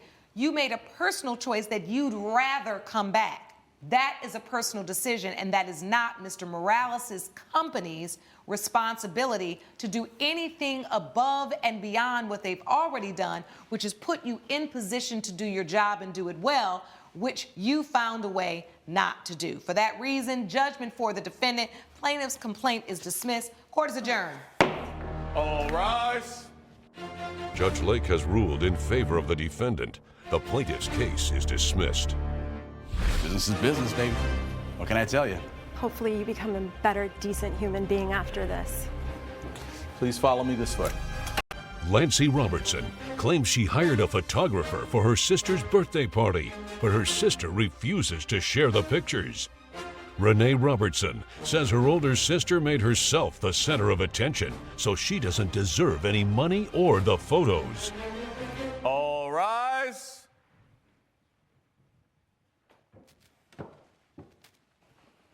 Court is now in session. The Honorable Judge Lauren Lake presiding.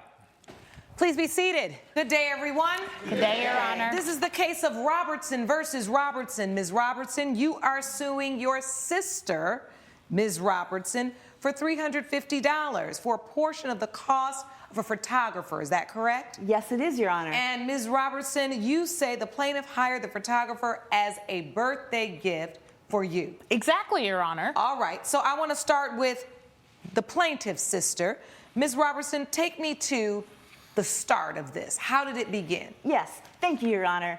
Well, you know, when you do a nice thing for somebody, sometimes it comes back in your face. And this is what's happening here. I wanted to do something nice for my sister's 30th birthday. So I purchased a photo shoot package. I purchased it in her name as per the request of the photographer in terms of a gift card. Although we had previously discussed in a luncheon, me and my sister, that I hire the photographer with my money, and she agreed to give me a couple of photos, if they come out good, photos of me. And so, Ms. Robertson, you received that gift? I did, Your Honor. As a birthday gift? I did, and I was super excited, Your Honor. Did the photographer show up to take the pictures? He did. He was actually really well known on social media, so that's why I was super excited, because I already knew about this photographer, and I knew he took great quality photos. So once I heard his name, I was so excited. You were excited? Very. So this was a party you were having? It was. We were actually having a jungle-themed party. I had asked my guests to wear all black, and I was going to wear, I work in a pet store, so I love animals, and I was going to wear this leopard print and, you know, make it all about me. I love a leopard print. Thank you. Me too, Your Honor. Smart lady. So this one, she shows up in a white dress looking like Marilyn Monroe. Oh, she didn't wear the animal thing? Oh, no, she didn't wear anything. I asked her to wear black. She comes in white. She comes all dressed up. It looked like, if I can show you the photos later, Your Honor, it looks like it's her birthday party. I'm just kind of a background. You know, what's the difference in age between the both of you? She's actually 5 years older than me, and believe me, Your Honor, she always keeps reminding me of it. Always. Oh, that she's the older sister? Oh, yeah. I'm older. That's normal, right? So you pull rank sometimes, Ms. Robertson? Well, Your Honor, sometimes my sister needs a little nudge now and then, okay? Excuse me? And believe me, I looked great. And the reason I looked great is because I wanted to make her look good. I'm the one that got her the photo shoot. I'm the one that organized the party. She doesn't So care you about needed to her come in there in the appearance. white dress, and you weren't going to wear anything for the theme, because that was going to help your sister look good. Oh, yeah. She has to be better than all of us. Well, Your Honor, actually, I did have a leopard print dress, but it was at the dry cleaners, and it was ripped, and the only thing I could find that was clean was this white dress I had in the back of my closet. So you weren't prepared? Yes, ma'am. So the photographer takes the pictures. Your sister was happy with the photographer. What's the problem? Well, okay, so the photographer says he's going to provide a link with all the photos. He's going to send it to her. She's going to give me the pictures of us and whatnot. And so 2 days pass, 3 days pass. She doesn't send me the link. She doesn't send me any of the photos. I call her. She completely ignores me. Your Honor, I have here text messages, and I tried to get in touch with her. Let me see that evidence, please, Sean. And she just refused to send me the pictures. Okay, Your Honor? And, so when the link comes out, the photographer sends the link to you, Ms. Robertson, right? He does, and you know what he told me, Your Honor? He said, I own those photos. Me, not her. I own those photos because the package was purchased in my name, not her name, my name. So all right, I own the photos. I just want to go over these text messages from Renee. actually to you. Yes, from your sister. Yes. Girl, send me the link when you get a chance. Then again, hey girl, have you received a link to view the photos from the party? I can't wait to see them. You say not yet. Your Honor, when I show you those photos, you will see exactly. Again, girl, send me the link when you get a chance. So you want to see these pictures? Yes, Your Honor. Coming up. Big sis. Yes. Were you directing the photographer to take all the pictures of you? Absolutely not, Your Honor. Oh, yeah. Absolutely not. Oh, yeah. Oh, yeah. Where am I in my own birthday? And later. I asked Maddie to save my spot because I really needed to go to the bathroom. And she told me, yeah, no problem, I'll save it for you. And when I came back, she wasn't there. We're back with the case of Lancey Robertson, who brought her sister, Renee Robertson, to court over birthday party photos. Why are you so hell-bent on seeing the pictures when she says she didn't even get them yet? Well, Your Honor, I'm curious to see how the party turned out. I invested in I spent $700 for the photographer. I'd like to see the pictures. That's reasonable. That's a reasonable answer. But it was a gift for me, Your Honor. It was not. Have you ever given someone a gift and then taken it back? You just don't do that. But I mean, was she taking it back or was she just trying to see? Oh, no, she wants these photos, you know, and as I said, when I look through the photos, I can show them to you if you'd like at some point, Your Honor. I'd like to see them. Yeah. No, you'll see maybe 1 or 2 shots of me. Thank you. Your Honor, and there were the rest are going to be of her. What I'm saying is, hold on, Ms. Robertson. Excuse me. Hold on. Yes. Ms. Robertson's sister, Renee. Yes, Your Honor. Why do you think when she says, let me see the pictures, let me see the pictures, like if you go and pay for a photographer and that photographer, and you buy a package for your sister. Sure. You probably reasonably would want to know how good the pictures turned out. Sure, but these are photos of me, and you know, as I said, the photographer himself told me that I own the photos, so that's all I can tell her. I own the photos, she does not. But can't she see them? No, Your Honor, there's a reason I'm holding on to them. All right, so I would like to get to the reason why you're holding on to these photos and act like she can't even see what they look like. For sure, Your Honor, because when I went through the photos, most of them were photos of her. You'll see there's a picture of her blocking me in the face, blocking my hand. I do see that. Yeah, and I mean, it's my birthday party. Now we were just joking around. Could you imagine how embarrassing that is at your own birthday? See, that's a nice shot of me. I really like that picture, and I was really happy with that. So I hope they were all going to be like that. That's drinking $1 million cocktail. shot. She looks great there. It's a great shot. Okay, just continue, girl. See, I think you'll see a pattern in a minute. You really did wear a white Marilyn Monroe dress. Oh, yeah, literally. I thought she was exaggerating. No, how do you look? And then this sums up our relationship. Look at her. Oh, I'm in the limelight. I'm all fancy. No, she's hugging and then me. I'm like, we're sisters. Hugging. We're having Okay, a well, good time. more like wincing Your from Honor, your. my sister's Here we go, 30, Your Honor. she's I'm not sorry. married. Ms. Robertson. Excuse me, this is important for hold Your on. Honor. Big sis. Yes. Were you directing the photographer to take all the pictures of you? Absolutely not, Your Honor. Oh, yeah. Absolutely not. Oh, yeah. Where am I in my own birthday? Where am I? Did anyone see me? Angelic there. Thank you. I'm not in the photos, Your Honor. So this is garbage. Another one. Where am I? Where am I in this picture? Your Honor, It's this my is ridiculous. birthday. There are like 400 pictures, and she's only showing you 5 of me. Yeah, but I'm sorry. Is that dress black? No, it's white. I Perfect asked for pictures black. of her. She's happy with the pictures of the for event. black. You are in a lot of the pictures. A lot. Now, you are her big sis, so I can understand that pictures of the family are normal, but the pictures seem to show that you were either attempting or subconsciously wanting to outshine your little sis on her big day. I'm sorry you say that, Your Honor. That's not the case at all. I'm trying to help my sister. I love my sister. I do this whole thing for my sister. Were you trying to get the pictures for your sister, or did you also want to just have great pictures of you and her? And listen, there's nothing wrong with that, with saying, I want to capture the day and I want the pictures to be great. Whether they're of you or of me, I want good ones. So I'm going to buy you this gift and we're going to get some good shots. There's nothing wrong with that. Sure, I wanted good pictures of everybody, of her, of me, of everybody at the party. I wanted everyone to have good pictures. There's absolutely nothing wrong with that. The only thing that's wrong with this situation is you think you can sue her for the value of a gift you purchased for her. That's basically like you're trying to revoke a gift. and gifts are irrevocable. You gave her the gift. Your Honor, we agreed beforehand when we went out to agreed. dinner that she was going to give me the pictures and show me the pictures, and I'm saying, if she's not going to send me the pictures, then give me half the money back for them. No, you don't well, do that. no. That's not how it works when you give a gift. And you went through several steps, which makes this court believe that that gift was truly a gift and that it was truly given and accepted, right? You put her name on there. She expressed excitement. The photographer actually showed up, did the job. The link was delivered. The entire gift was given and done. Yeah. I did give it to her. She can own the pictures, but I'd like to see them. Well, listen, that's not a legal matter for me to decide. This was her day.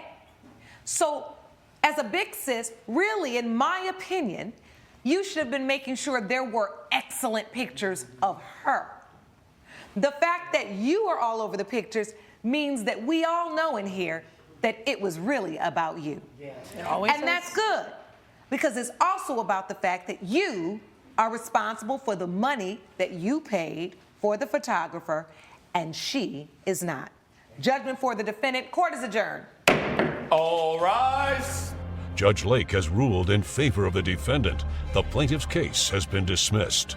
Well, I'm just going to have to do a new photo shoot. That'll be better. And I'm not organizing your birthday party again. Well, finally, someone sees the bigger picture. Coming up. Since when do you want a magic mixer? You don't even bake. She hasn't even touched an egg in her life, Your Honor. Amelia Lopez claims she paid full price for a high-end mixer because her friend broke the last one during a Black Friday sale. Madison Harris says the mixer hit the ground during a tug-of-war, so she doesn't owe her a cent. Good day, everyone. This is the case of Lopez versus Harris. Ms. Lopez, you are suing Ms. Harris for $425, the cost of a Black Friday mixer. Is that correct? Yes. All right, and the defendant, Ms. Harris, you say that the plaintiff started the fight, and that's how the mixer broke. Yes. All right, so tell us what happened.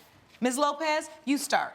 We were going to go on a 45-minute drive to New Brunswick because I wanted really badly a red magical mixer.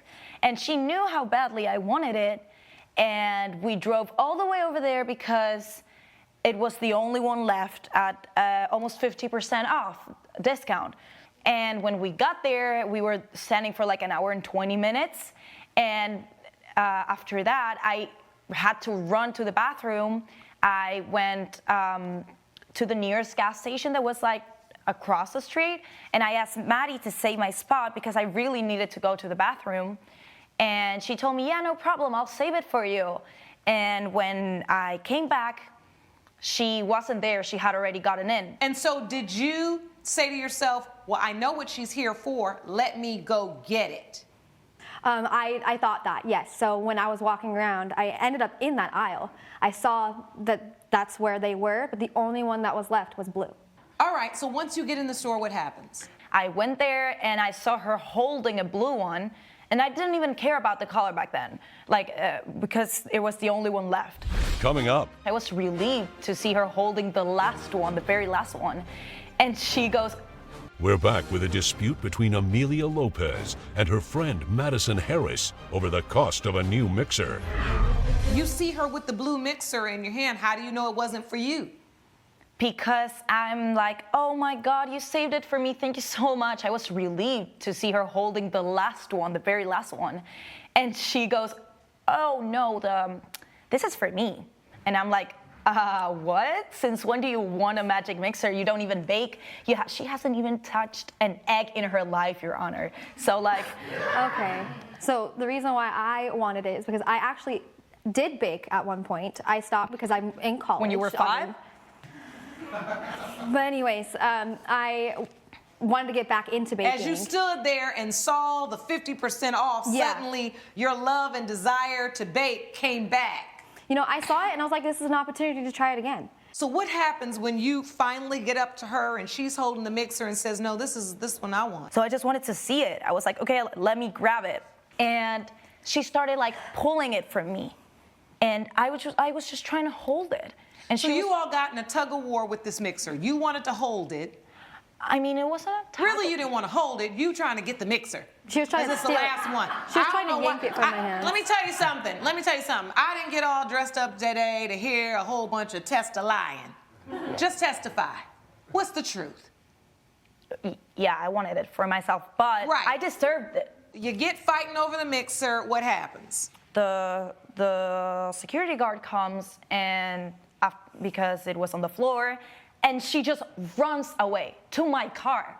So I just said sorry to the security guard. I asked. Then you ran too? No. He asked me. He was like, "It's okay. It's okay. You don't need to do anything." He told me. Judge Lake's verdict when We the People returns. The last mixer of the Black Friday deal, and the original price was $650. So I'm asking her to give me half of it back, $300. What's the other $125 about? It's for the gas. Do you have any evidence? Let me see this evidence, because I'm about done Your listening to Honor. this. Let me just. Thank you. Of course. Oh, then you send her a text and say, hey, Maddie, I just bought a $650 mixer. Yeah. And can you please send me the other $300 plus $125 for gas? Because this is all your fault that I didn't get the mixer on sale. The law really doesn't come into play because you didn't own the mixer. It wasn't yours. So it's nothing for this court to really even think about because you never bought it. It wasn't yours. And the one entity, the store, which had standing to say, they broke my mixer and I want them to pay for it, they let you all both go. So you walked out of there scot-free. Judgment for the defendant. Your case is dismissed. Plaintiff. Court is adjourned. All rise. Judge Lake has ruled in favor of the defendant. The plaintiff's case has been dismissed. You got away with it. You ruined a friendship that was I ruined completely it. fine. You're the coward and the greedy little. Yeah, of course, person. yeah. Mm-hmm. Yeah, you're gonna be quiet. No, it was because- definitely your Follow fault. me this. Sarah McCallie claims a sentimental pair of boots were ruined by her friend's big feet. Erica Bailey claims the plaintiff willingly loaned the shoes, knowing she had wider feet. All rise.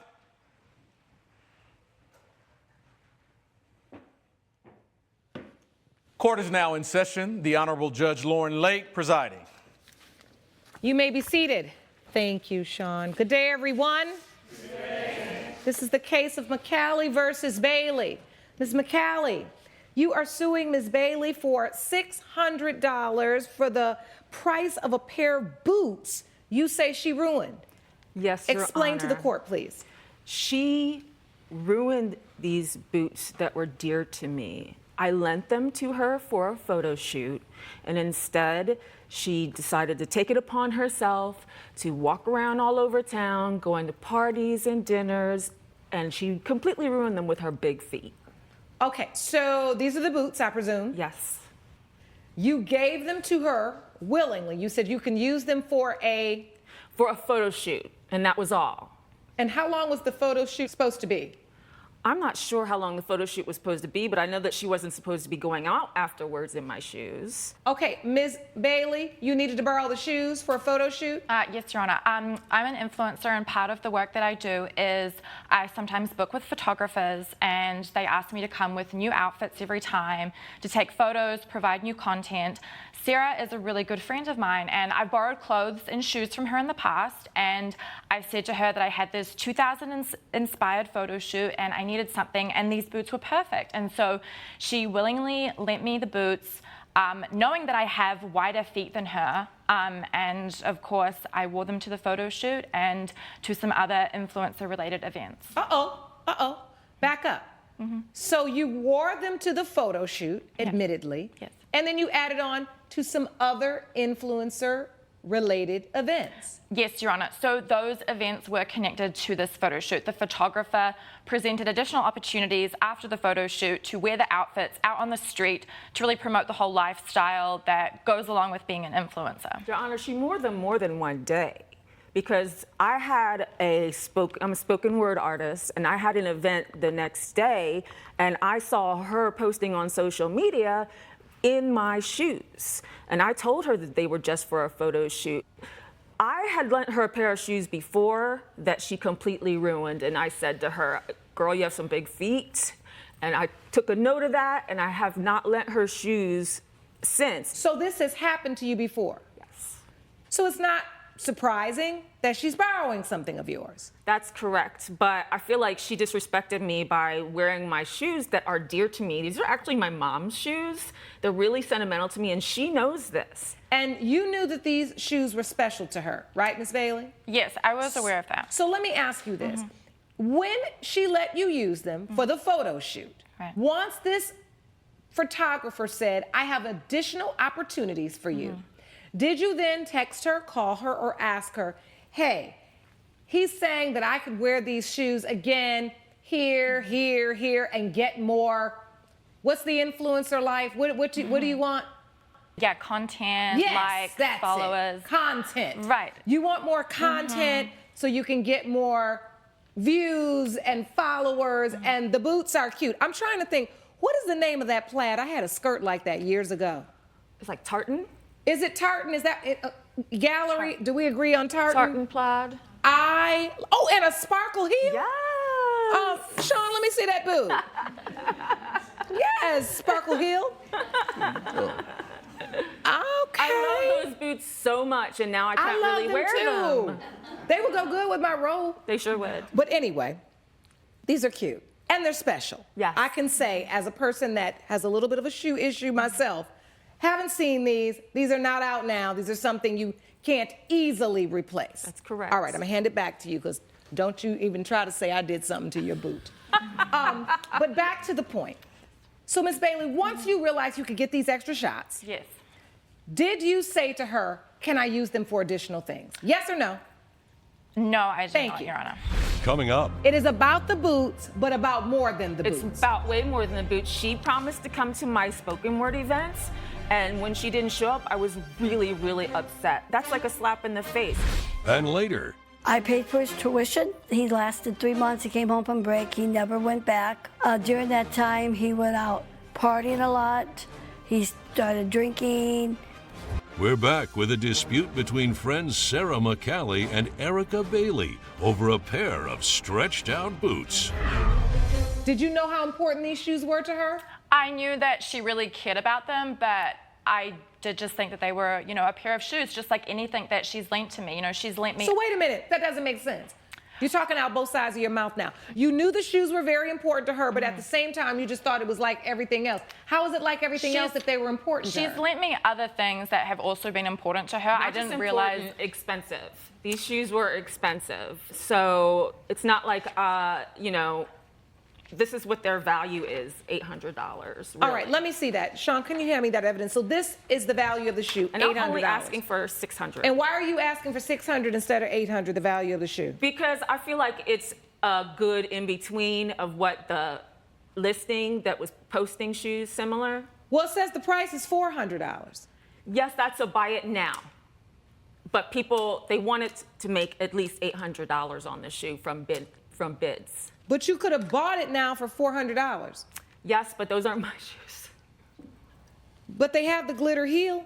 They're not my mom's shoes. So you're adding on $200 more for the fact that there's a sentimental value? Yes, I'm upset. I just can't believe she took advantage of me. I've been helping her out, and she just took advantage of you. So the point is, those shoes are still wearable or not even wearable for you anymore? Not even wearable for me. I can put on 2 pairs of socks, and I'm slipping and sliding around them because of her big feet. It just seems ridiculous that 2 friends are in court over a pair of boots that look to me like there's still a way for them to be wearable. I don't know if you've discovered that way or not, but it's sounding like you're more upset that she didn't honor you and the things that you value the way you felt like you've honored her and the career that she's trying to grow and what she values. I am upset. It is about the boots, but about more than the boots. It's about way more than the boots. She promised to come to my spoken word events, and when she didn't show up, I was really, really upset. She couldn't give me a text, but she could post on social media. I mean, that's like a slap in the face. And as a matter of fact, after I was done with the spoken word event, I had to like meditate and get myself together, and I wrote a little poem. And if you allow me, I'll read it right now. Absolutely, yes, go for it. Okay. Friends don't steal or take. Friends are forever unless they're fake. I gave my heart, I gave my time, I even gave her my hard-earned cash. But she stepped on me with my own 2 boots. And I'm sorry, I trusted that trash. Y'all have to do like that in the gallery. Well, how do you feel, Miss Bailey? What is your response to the spoken word poem? I mean, I'm honestly just like hurt that she would jeopardize our whole friendship that we've built over the last 5 years over a pair of boots. Like, I felt terrible about the fact that she couldn't wear them anymore. I felt terrible that I missed her spoken word performance. You didn't. The truth is, me awarding you the $600 for these shoes, you don't want a new pair of these shoes. You want the pair you have because they were your mother's. That's right. On the flip side, Miss Bailey, I don't feel like you need to get off scot-free in this, because although there is no outwardly damage to these boots, I've looked at them. I have worn a pair of shoes that have been too wide, and it's a miserable wear. It's a miserable wear. Mm-hmm. What I also didn't like about it is that you just don't seem like you're a very good friend to her. And you seem like you've gotten yourself a really nice young woman for a friend who's got herself together, who's got a way to help you look like the influencer you trying to be, right? Mm-hmm. And you are using her up and not giving her the same type of care in return. How many pair of shoes do you think you get to stretch out of hers before you owe her a pair of shoes? I just think honest mistakes happen. But this wasn't a mistake. You wore the shoes more than one time. I did, Your Honor. You did? Yes. I didn't anticipate they would stretch out that much wearing them a few more times. Okay, that's the point. So you have honored the fact that you wore them longer than what she said you should wear them. Yes, Your Honor. Because of that reason, because she admits that she wore the shoes longer than she should, and as a result of that, there's damage to the shoe, I am going to split the difference between the two of you because I think you're both wrong. You wrong, Miss McCallie, because you've got to stop lending your things. I don't know if you are trying to buy her friendship. I don't know what it is that you feel this need to support this young woman at your own detriment continuously when you've already been put on notice that she stretches out your shoes. On the flip side, you cannot just be on Easy Street in her tartan shoes, right? Running down the street, influencing everybody and making money from being an influencer, but tearing up somebody else's property. Mm-hmm. For that reason, judgment for the plaintiff for $300. Court is adjourned. All rise. Judge Lake has ruled in favor of the plaintiff. The defendant owes $300. You know, they say that like shoes make or break an outfit. Apparently they make or break a friendship too. Look, I just wanted you to see what you were doing to me. I can't believe that you dragged us to court. Look, over a pair of boots. We can still be friends if you want. I just wanted you to see how you were treating me. Coming up. I met someone, a woman who I thought I was going to marry, and it didn't work out. And honestly, between my father and my grandfather's passing and my mother walking out on me, it's been a tough go of it. And so I've been just trying to piece things together. Daisy Scott claims her grandson has taken advantage of her generosity long enough and owes her back rent. Melvin Scott says his grandmother should give him a break as he helps out financially when he can. Good day, everyone. Good day. This is the case of Scott versus Scott. Miss Scott, you're here suing your grandson? Yes. For $1,250? Yes. Tell the court why. Well, my grandson, Melvin, came to live with us after his mother left him and his father had passed away, leaving him with me and my husband, who has since passed away, to be the sole custody. I paid for his tuition to go to college. He lasted 3 months. He came home from break. He never went back. his full tuition. He said, I want to pursue other career options. During that time, he went out partying a lot. He started drinking. So when he came to live with you, did you have an agreement? You need to go to school? Well, the agreement was when he came to live with us that he needed, I would pay him for school, and then by the time he was 30, where he would start paying some type of... How old was he when he came to live with you? 23. All right. So you basically were saying, listen, we'll help you go to college, help you get on your feet. When you're 30 years old, you can start paying rent then. Correct. That was the loose agreement that you had. Correct. Nothing in writing.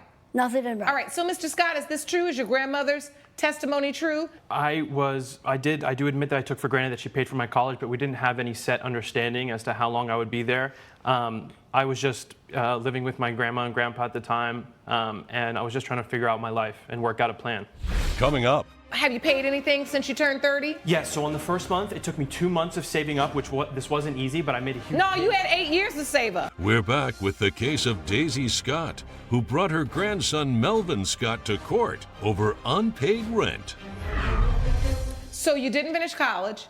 No, I dropped out, Your Honor. And then what happens? You get a job? Yeah, I picked up some jobs along the way, nothing serious, anything that could help pay the bills. And I met someone, a woman who I thought I was going to marry, and it didn't work out. And honestly, between my father and my grandfather's passing and my mother walking out on me, it's been a tough go of it.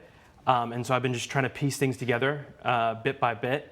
All right, but it's been about how many years since you moved in with your grandmother? I moved in 8 years ago, and my grandfather passed away 3 years ago. Are you 30 yet? Yes, my 30th birthday just passed. Have you paid anything since you turned 30? Yes, so on the first month, it took me 2 months of saving up, this wasn't easy, but I made a huge... No, you had 8 years to save up. I did. I gave her $700 for the first month. Okay. And then the second month came around, and all I could scrounge up was $50, and I did have a coupon for a cleaning, so I actually paid for a $200 cleaning, which I have a receipt, Your Honor. I'd like to see it. Sean, can you pass me that evidence, please? So $700 first month, you came in hot first month. I did. $700. Okay. 50 the next. Things were I didn't have 2 months to save it up, and things were not as fruitful as they were the previous 2 months. Were you understanding of the fact that your grandson was really trying to turn his life around and he wasn't able to pay consistently the same amount? Or did you think when he paid the $700 the first month, he was going to repeat that payment in the second month? I thought he was going to repeat the $700. Is there anything in writing? Do you have anything that says, all right, we're going to do $700 a month. This is what you owe? It's all verbal. Judge Lake's verdict when We the People returns. All right. You know your math is off. You suing for $1,250, you should be suing for $1,350. You said he only paid $50 the second month. That means he'd owe $650 more. And then that means the next month, the third month, would be another $700, would be $1,350, not $1,250. Yep. Well, my memory's getting... But you'll take $1,250. I'll take $1,250. I bet you will, after all these years. All right. Tough love is some of the best love, right? Right. And discipline, expectation, and sometimes making demands of the young people in our lives helps them grow up in ways that their freedom to just be will never do. And it's time for you to get some expectations and some demands put on you, Mr. Scott. And I'm just going to say this for the record, Ms. Scott, because it's your house and you're going to run it your way. But if he's going to live there, he needs to sign a lease. Do you understand? Yes, Your And for Honor. that reason, my judgment is for the plaintiff in the amount of the $1,250 you sued for. Court is adjourned. All rise. Judge Lake has ruled in favor of the plaintiff. The defendant owes $1,250. Gloria Coleman claims the braids a new hairstylist gave her were so tight that it caused her to lose her hair. Quenisha Locke says she recommended a different style, but Ms. Coleman wouldn't change her mind. All rise. Court is now in session. The Honorable Judge Lauren Lake presiding. You may be seated. Good morning, Your Honor. Good morning, Sean. Good day, everyone. Good day. This is the case of Coleman versus Locke. Ms. Coleman, you're suing Ms. Locke for $300 due to hair loss you say she caused because she made your braids too tight. Yes, Your Honor. Explain to the court what happened. Well, my granddaughter had gotten her hair done previously by Miss Locke. Okay. So she was recommended to me. I was going to a church event and I wanted to get my braids. So she contacted her. She didn't reply. So she contacted her again and she gave me an appointment to come into her salon. So I go into her salon to get my hair done. I was a little bit late, maybe about 6 minutes or so late. When I arrived, she wasn't ready to do my hair at that time.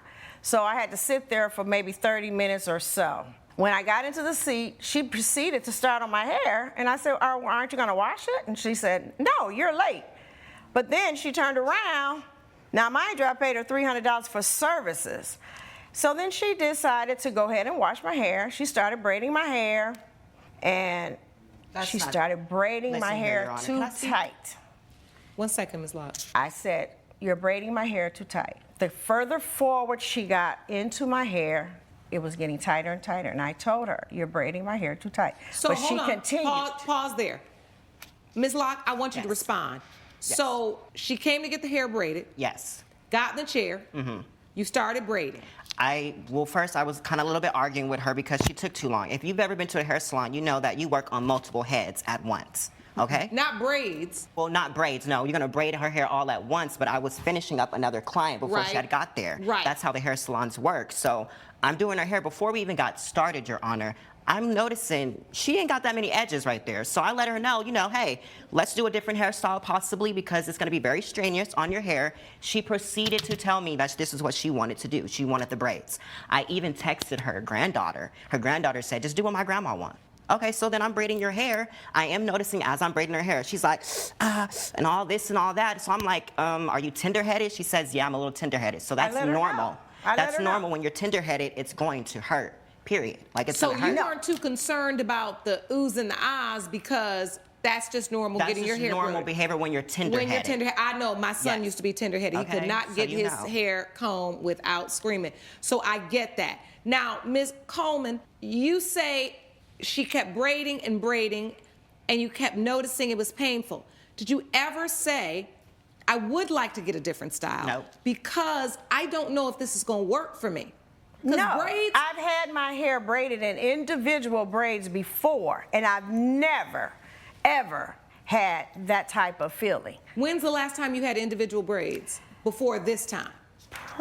Probably, maybe I'd say 6 months prior. Oh, all right. And this was a special occasion I was going to. All so right. I wanted it so done. do you remember Ms. Locke asking you, do you want to try a different style? She suggested it. And then what did you say? No, I wanted that style. All right. Because it was easier for me to manage. And being the professional that she claimed to be. I am a professional. Everybody come get their hair done by me. She should have known the texture of my hair and how to manage it in the braids. And if she supposedly said that I didn't have that many edges, why? I want to know from her, why were you pulling the few edges that I had? Well, I'm going to let you answer, Ms. Locke, but I have an idea about that. I pretty much told her, I said, we could swoop and dupe, but you see how I got these little swoops right here? But why didn't I was you do trying to hook her up You and do a didn't swoop swoop and dupe. because you didn't You want pulled that. it. You You pulled didn't it. want the You swoops. pulled- you pulled told it. me you wanted your hair You pulled braided. it. Well, what do you do when you Did get your you hair tell braided? her you didn't want the swoops, Ms. Coleman? I don't recall telling her no. I don't even recall her asking me that. She just kept on doing my hair and told me that, oh, it's going to be okay after I finish. All you got to do is put a little oil and take a few aspirins and it will stop hurting in a day or so. And I was like, okay. So I'm trusting her. She's the professional. Coming up. But she wanted it. She paid that money for that It stuff. was when I went in there. Ms. Coleman, you got a lot of evidence now. Can you bring all this evidence that you got? You can And see then make sure you let her Just know give how me everything you unprofessional got. And later. Stating that he wanted me to have half of his savings and his bonds. Is that true, Mr. Goldberg? Your Honor, it's true but misleading. We're back with the case of Gloria Coleman and Quenisha Locke, who are arguing over a hair loss-inducing trip to the salon. So what happens to your hair after you get it braided? So When do you start seeing damage? Well, it was immediately. It was hurting when I left her shop. Okay, well, that's not abnormal. I mean, if you go get individual braids, they hurt. I've gotten them before. So that's not abnormal. It's also not abnormal to have to take a couple aspirin. Well, I've never had any fallout before. I understand that. That's why I'm trying to hear from your testimony what you think Ms. Locke did wrong. Because braiding individual braids tight, in my experience, is a necessity. You have to do it. Anybody in the gallery ever got braids? Yes. Did they have to do them tight if there's individuals? Yeah, they have to be. But this one was a little excessive. Okay, so you felt like she went above and beyond. Because of the fact that if I had like a thinning of hair, maybe before, it may have been different. She has a heavier hand, and she braided it heavy, because the second day I was still having that same pain. I still had to get aspirin. And then the third day, I couldn't take it anymore. So I asked my granddaughter to take them out because we tried to contact her and she was unavailable to assist me in taking them out. I couldn't take them out myself. I don't have the strength for that. And she was not able to do it, so my granddaughter took them out. And when she took them out, my scalp was irritated. It had been inflamed, and I was like, oh my God, what am I gonna do? My edges had bumps. So it was so bad. For 3 days, it bothered me. I had to go to urgent care.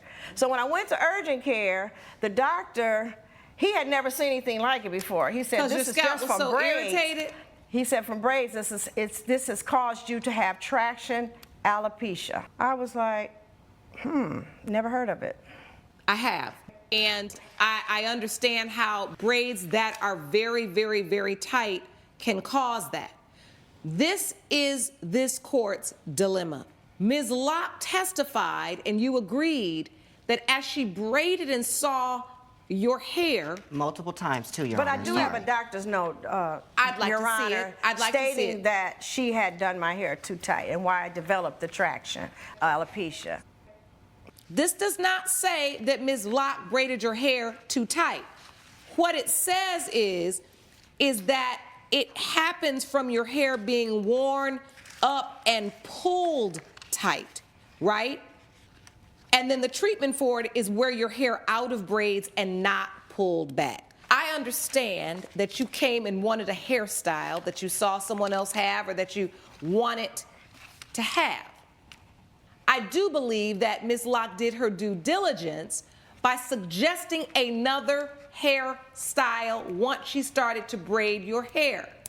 And I can see from here that you are not in the position to be getting individual braids around your hairline. We then have to figure out, did Ms. Locke do something wrong? Now, there's a part of me that says, Ms. Locke, you maybe should have just refused. I was going to do that, but I'm trying to get my money, make my money, and I'm a professional. Well, listen, I get that, but I'm saying all money, right, ain't good money when you end up in court over it, when your first mind told you, I don't think this is the style for her.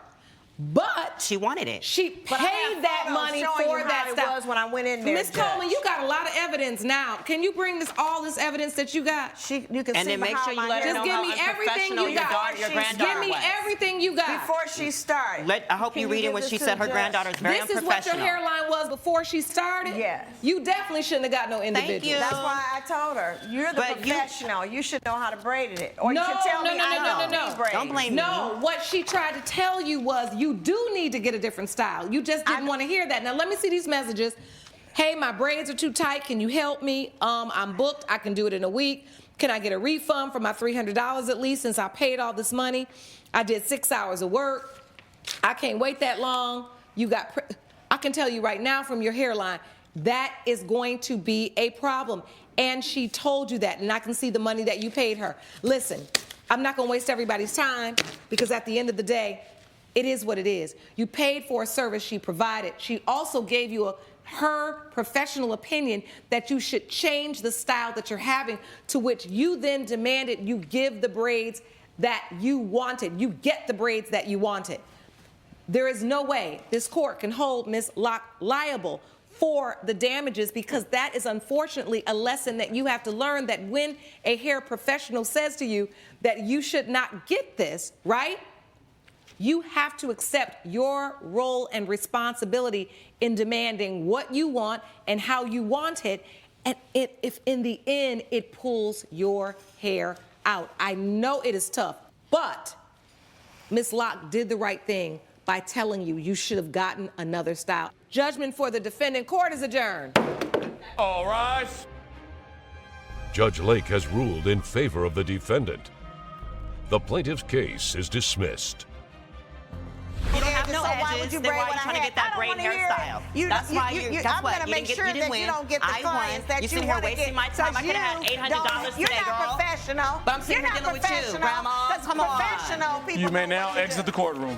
Coming up, I started to reconnect with them, and he eventually wrote a will 1 month before he was diagnosed with dementia, stating that he wanted me to have half of his savings and his bonds.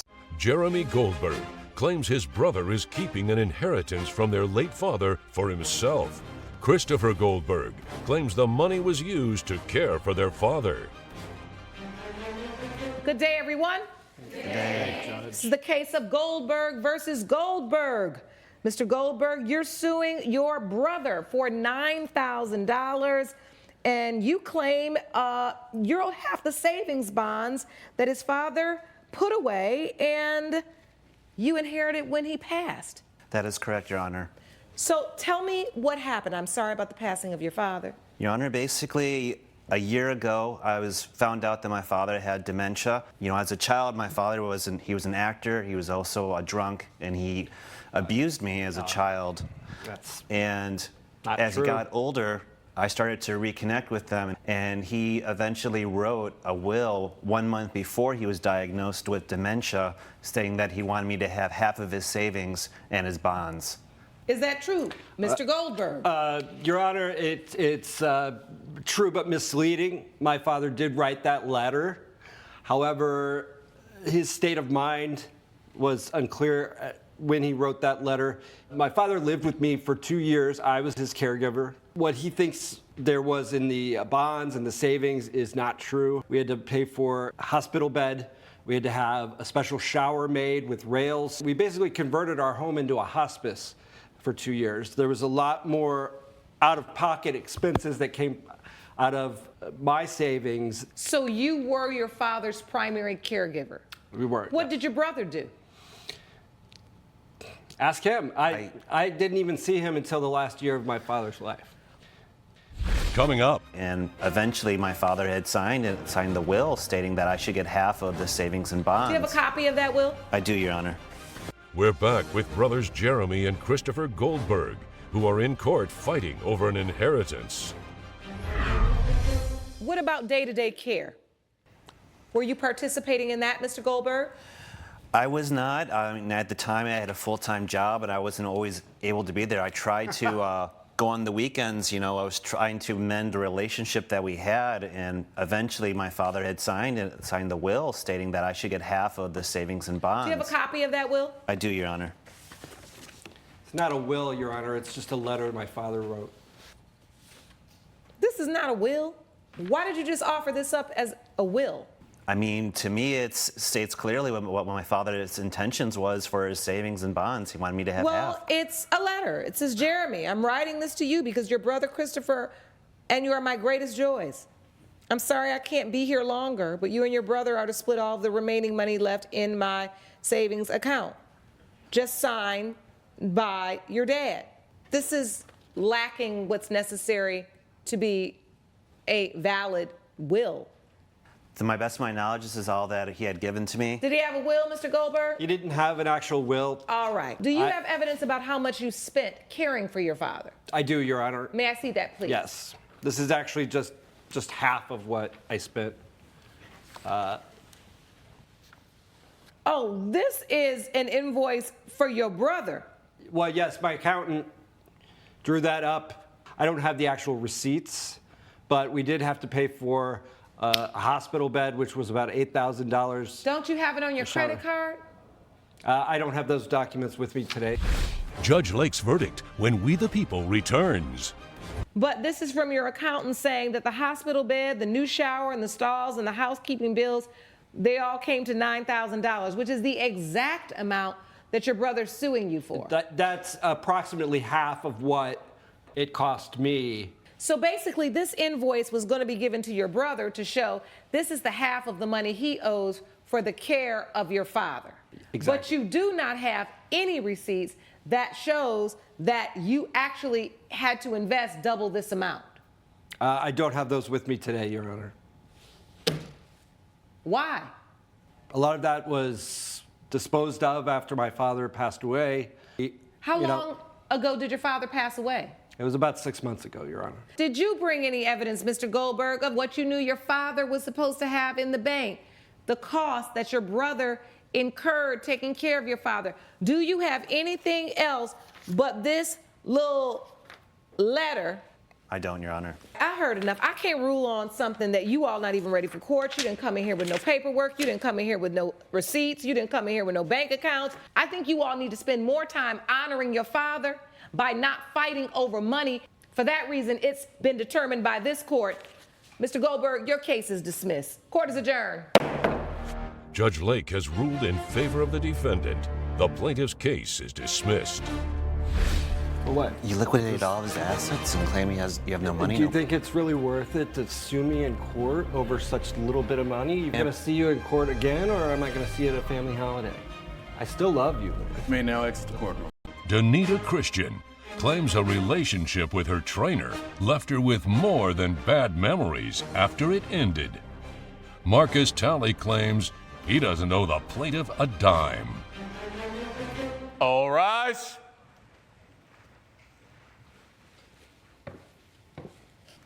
Court is now in session. The Honorable Judge Lauren Lake presiding. Please be seated. Good morning, Your Honor. Thank you. Good morning. Good day, everyone. Good day. This is the case of Christian versus Talley. Miss Christian, you are suing Mr. Talley for $4,600. They're for missed training sessions and lost wages because you claim to have contracted an STD from him. Yes, Your Honor. All right, well, explain. So this is a previous partner of mine through whom I undoubtedly, based on the testing dates, which I brought in here, contracted chlamydia through, and then I was not able to be on an adult film shoot. That's my main source of income. So because I tested positive before that shoot, I lost $4,000. I met him because he was my trainer at the gym. And after I told him that he had given me chlamydia, he ghosted me. He stopped responding to my texts and emails. He cleared out from the gym when I would come. Wait a minute, you said it was your trainer at the gym. Well, it was obviously more than that. So he would train me, and then he would ask me out to lunch. I wouldn't ask her out to lunch. It was breakfast. It was the last session that I had in the morning, and we would go out. I asked her to be one of my clients in the beginning, just because I noticed that she did some work. She had a good following on her Instagram. I thought it would be good to promote my business that way. Oh, so you really saw her at the gym and was like, she's got a lot of followers. I'm gonna try to train her. No, so a friend of mine, like the other trainers at the gym, they're like, oh yeah, like you should go talk to the clients, because that's what we do at the gym when we see people come in. We just kind of go build rapport with them, talk to them, communicate with them. But that just comes into play later on down the road with the whole follower situation. I just wanted to train her to see if she wanted to do some more training sessions. And All right, and she said yes? Yeah, she said yes. Did she buy a training package? She did. How many training sessions? She bought a month's worth for about 12 of them for $50 per training session. 12 I was sessions about for to $50. say, what kind of gym y'all 12 running? training sessions for $50, Your Honor. So $600? Correct. All right. How many training sessions did you go to before you all decided to take this relationship further? Of the package that he's referring to, the $600, none. So he owes me the whole amount. I was training with him beforehand. I've known him for a couple months. I just want to be clear that, just because of what I do for a living, this was my personal life, and I actually was not intimate with him despite dating and spending a lot of time together for 3 months after meeting, and we slept together one time.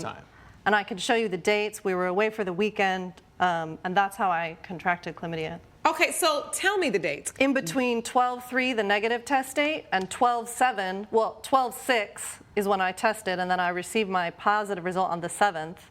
Were you having unprotected sex with any other person besides Mr. Talley? No. And we had. Where you weren't in a relationship with No. anybody else? No. Okay. All right, Mr. Talley, how do you respond to that?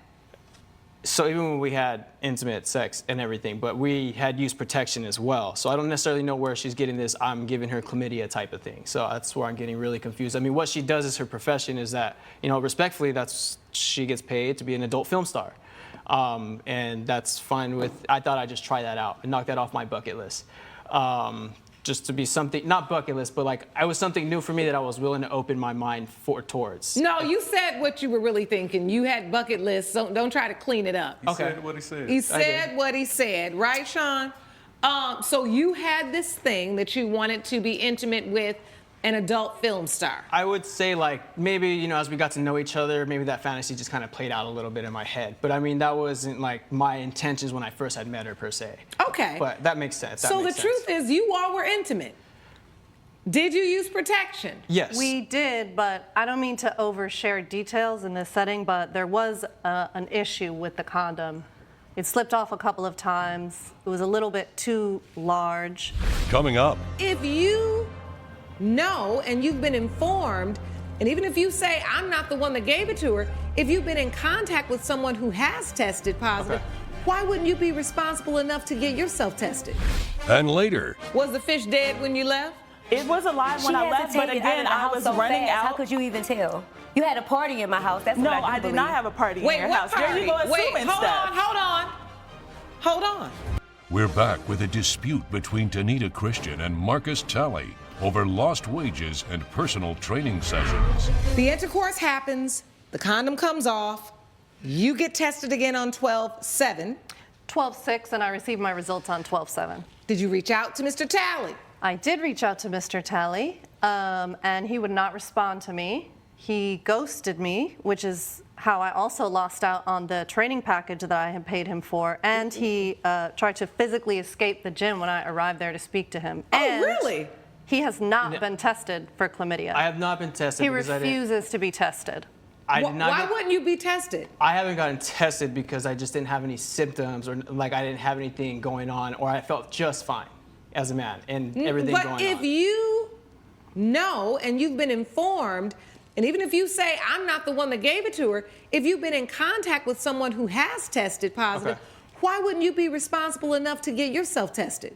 No, you're absolutely right, Your Honor. It's just at that time, like I said, she was the only one. I wore a condom. I didn't feel any symptoms. And like I said, I just wasn't I felt just fine. All right, and so then why didn't you return her calls?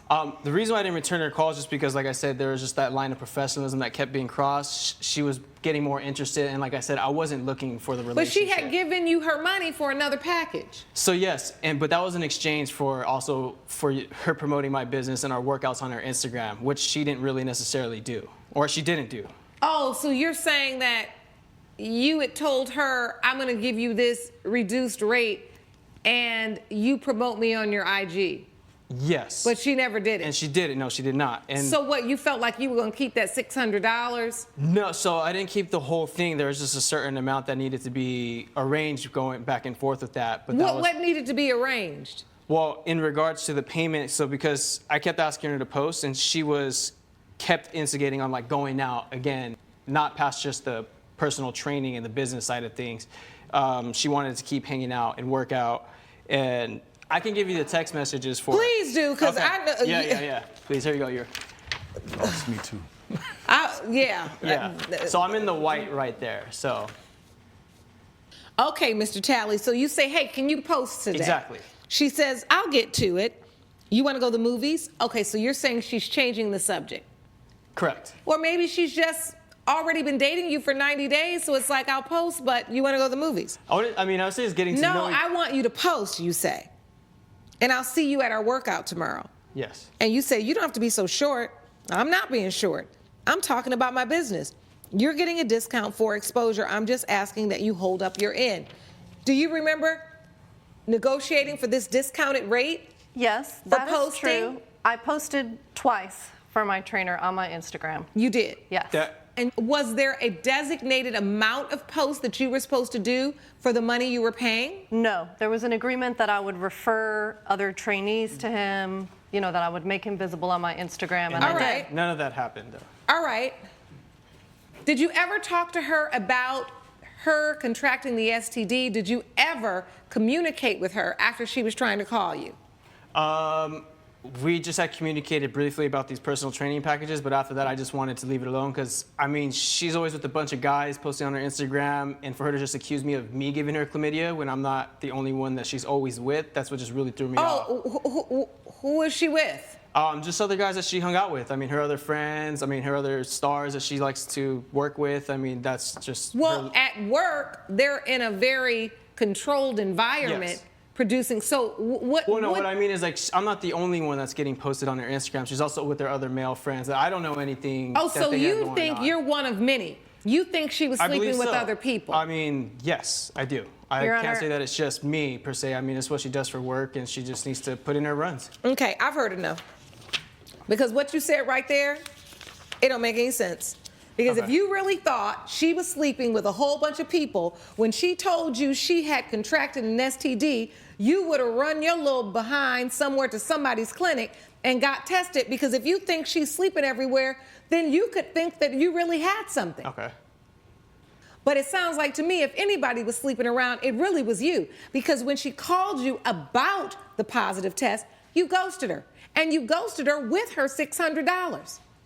Then you say she never posted. She says she did post twice. So that's another conflict in your testimony. I don't believe nothing you're saying, Mr. Talley. I really don't.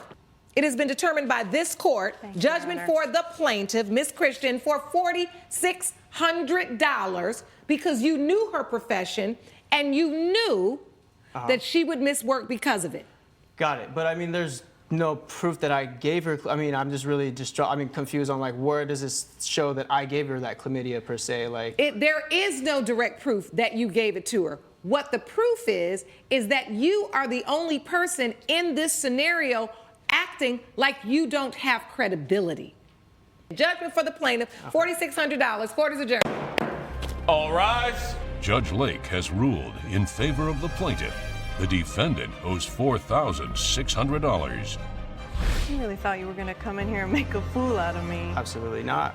Yes, you I guess did. it's time to get tested and find out the truth. I guess so. So I'm going to tell the other girls at the gym. that's perfectly fine. My business was just fine beforehand. Yeah, okay. Okay. You may now exit the courtroom. Coming up. I want to hear about the party. I believe that she had a party in my house because when I got home from vacation, I walk into my house and see a stain on my floor. Now you just my lying. vase broken. Now and you my just fish lying. floating at the top of my fish tank. Like what? What? Girl, what? Keisha Glasper claims her cousin left a trail of destruction while house sitting, including the death of her pet fish. Tamika Spears says the fish was alive and well when she left her cousin's house. Good day, everyone. Good day. This is the case of Glasper versus Spears. Miss Glasper, you are suing Miss Spears for $1,000. Yes. For damage you say she caused to your home, your property, and unfortunately, you say she killed your fish. Yes, ma'am. It was a stain on my carpet in my vase and my pet fish. All right, and this is your family member. This is my cousin. Explain to the court what happened. Well, I went on vacation with my boyfriend to Luma, Mexico, and I needed somebody to watch my fish for me. And she has a house sitting job, so my mom convinced me to let my cousin work. I had problems at the first. I didn't want to trust her because of the past that she did to me. So I went on and hired her to do the house sitting job. So what happens? The only thing she had to do was feed my fish twice a day at 9 and 6 p.m., one scoop. This is not just any fish. This is a flower horn fish, a Malaysian exotic fish with multicolors, and it can live up to 7 years, and my boyfriend got it for me for our anniversary. Okay, so this was very special, and it was an expensive fish. Yes, it was $500. So, Ms. Spears, I want to hear from you. Were you negligent with the fish? I was not negligent, Your Honor. Like she said, she gave me the times 9 a.m. and 6 p.m., one scoop each. I fed her fish. I even set an alarm. Was the fish dead when you left? It was alive when I left, but again, I was running out. How could you even tell? You had a party in my house. That's what No, I did not have a party in your house. Party? There you go assuming hold stuff. on. I want to hear about the party. I believe that she had a party in my house because when I got home from vacation, I walk into my house and see a stain on my floor. Now you just my lying. vase broken. Now and you my just fish lying. floating at the top of my fish tank. Like what? What? Girl, what? Coming up, I want to hear from you what was happening in her home while she was gone. These things are broken, they're stains, and her pet is dead. we're back with cousins Keisha Glasper and Tamika Spears, who are arguing over property damage and a dead pet fish. Tell me about the property damage. What kind of stain was on your carpet? It was some type of stain. She said she weighs curry chicken, but I'm not sure. It looked like something else. So it was like a yellow stain? Let me see your evidence. Pass me all your evidence too, please, and we can walk through it. I see you got a folder full. Here you go, Your Honor. Yes, let's see what we have here. I want to hear from you what was happening in her home while she was gone. These things are broken, they're stains, and her pet is dead. Okay, so as far as the fish, I fed the fish. Unless you're going to do an autopsy on the fish to see what caused its death, you need to move on. You say you fed the fish once? Twice a day. 9 a.m. and 6 p.m. What about this vase? What happened to that? So I was eating some curry chicken, and it was so good. And I was already in a good mood. And so I just stood up, and I did a little dance because the food was good. And I accidentally... So you dancing around my living room with some where did you expect me to dance? On your bed? No, sit in the kitchen and eat at like a regular person at a damn table. When you got back and you saw all of this, what was her response? When I got there, she rushed out immediately. I'm saying Tamika, she's just gone out the door. And then that's when she's gone, I look over there, that's when I see my fish floating. Then I text her. These are the text messages you submitted to the court. And she wasn't, it didn't seem like she didn't even care. Where you say you killed Riri and you couldn't even tell me face to face. You always screw me, call me back. Hello, she wasn't answering. Riri was fine when I left. Sure, that's why you rushed out of here. I'm sorry Riri is dead. It's not my fault. Whatever. And then you're talking about the stain in your carpet. She's not answering. Then you say, did you have people in my house? No, I was going to tell you yesterday, but you blame me for Riri. Judge Lake's verdict when We the People returns. So after listening to the evidence, it has been determined by this court that I'm really in favor of the plaintiff for the $1,000. I think you need to begin to accept responsibility for your mistakes. Even though there are accidents that happen, you have to be willing to remedy those accidents. The first thing you should have said is, I'm going to get your carpet clean. I'm going to get you a new vase. Right? Now, the only thing, Ms. Glasper, you did not present is the evidence of how much you paid for the vase and how much the carpet cleaning is going to be. But I do feel the amount, in light of the cost of the fish, is reasonable, and I'm going to award you that. Thank you, Your Honor. Next time you come to court, you have receipts for every single thing you want to be reimbursed for. Do you understand? Yes, ma'am. All right. Court is adjourned. Judge Lake has ruled in favor of the plaintiff. The defendant owes $1,000. On second thoughts, if we want, we can talk this over. I mean, you know, I'll meet you at the beach or something. Yeah, sure. You can't come to my house right now because I'm too busy trying to get my stuff together. But, yeah, thank you. You may now exit the courtroom, please. Sarah Vela claims she was forced out of the PTA because another mother spread lies about her. Kathy Love says she was misled about getting reimbursed for art supplies and is countersuing for $400. All rise.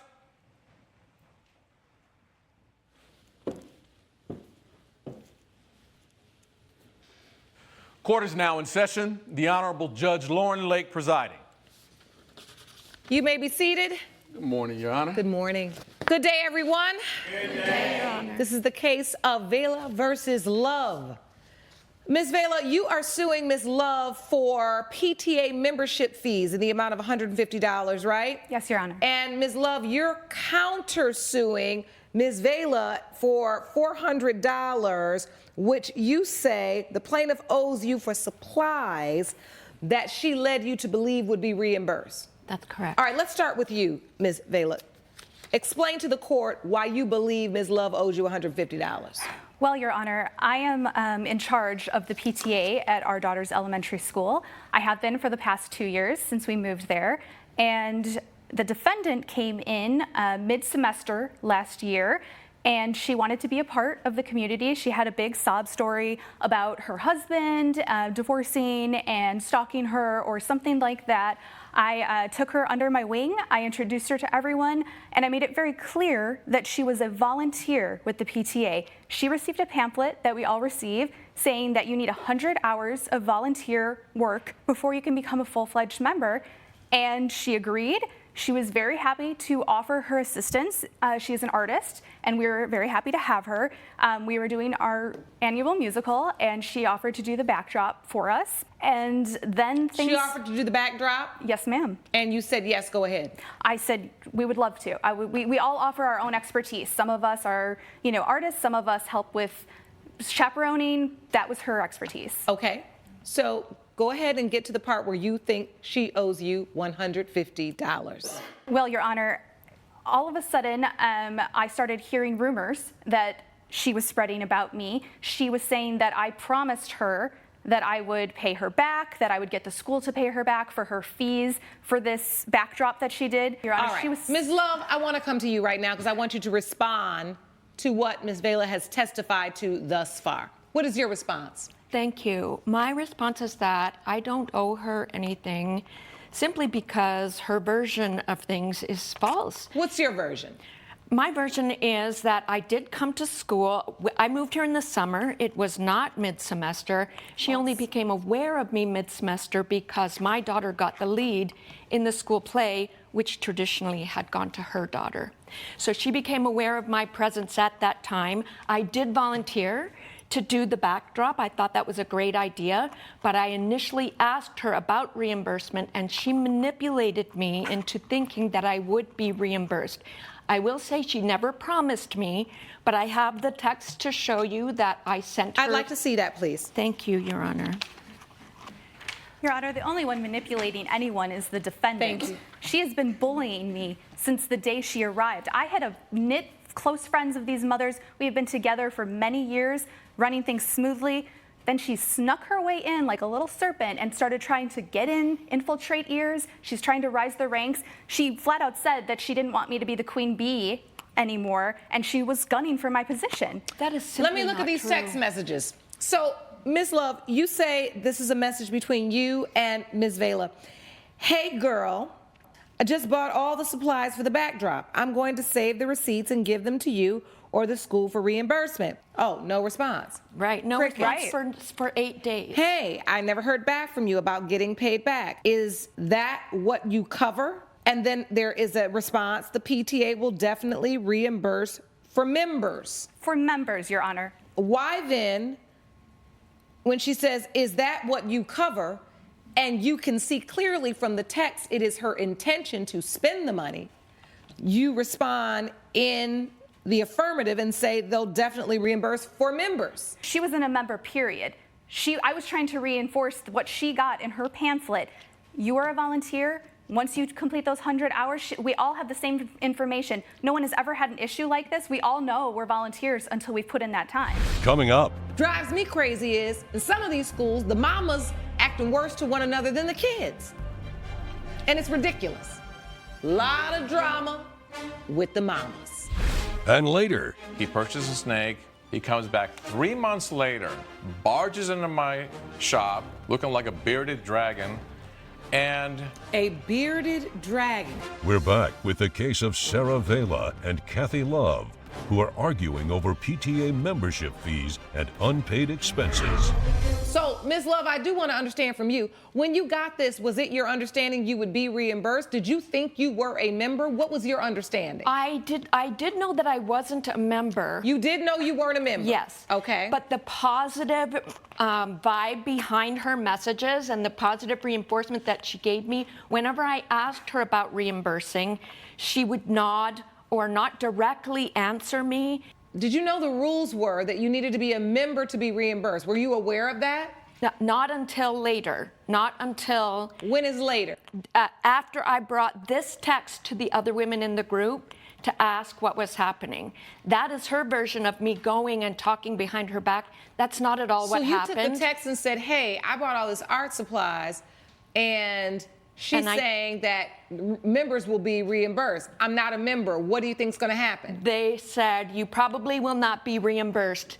But they did admit to me that she should have made that clear from the beginning. So why don't you just take the art supplies back and not do the backdrop? It was already done by that point. I had volunteered my hours, my nights, my weekends for 4 weeks. And I was happy to volunteer my hours. And now we've had to leave. Stop.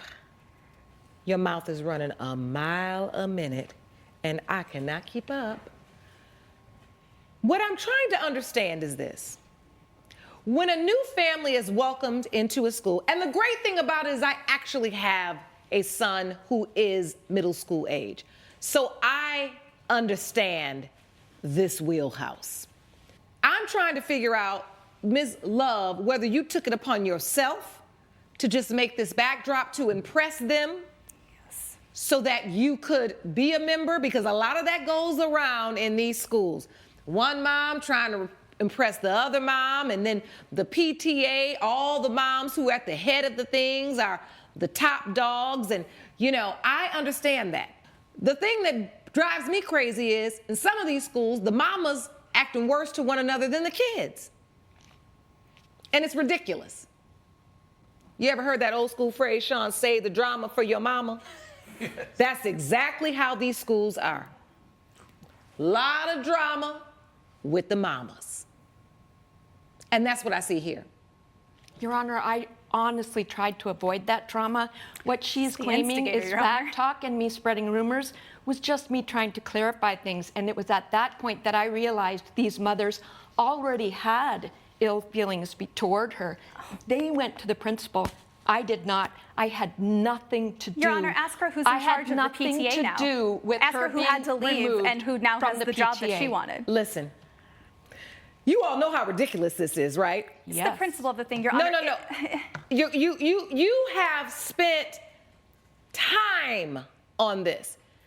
And look, I get what principle is, but $150? It's for my daughter, Your Honor. She can do whatever she wants to me. My daughter was crying. I had to explain to her because mom was being bullied. That's why none of the kids are inviting her to anything. That's why she can't have fun at the play. But you know what would have been a better example, in this court's opinion, to your daughter than to sue another mother for $150 is to set an example that when you are in an uncomfortable position, that you reach out to a mother, you sit down, you have a conversation, sometimes an uncomfortable conversation about where your differences lie, and you figure out how to come to an amenable solution. I understand, Your Honor, but I felt I was being bullied. I don't think you all did that. I felt I was being bullied, and I wanted to stand up for it. This feels very immature to me. It feels very immature. I do not think you set good examples for the children. I think this is silly. I think at the end of the day, you were coming into a new school trying to make a good impression. The problem is that you're telling me that you understood that you were not a member. I did understand that. And before you went and spent $400 on art supplies, you should have been clear before you spent the money. What your text message says is that after you spent the money and you tell me already built it, then you say this is what you cover. I understand your point. You too many days late and $400 short of recovering. And as for you, Ms. Vela, $150. You were the PTA, the head of the PTA. You want your money back? It's honestly not about the money, Your Honor. It cost you more to come to court. Correct.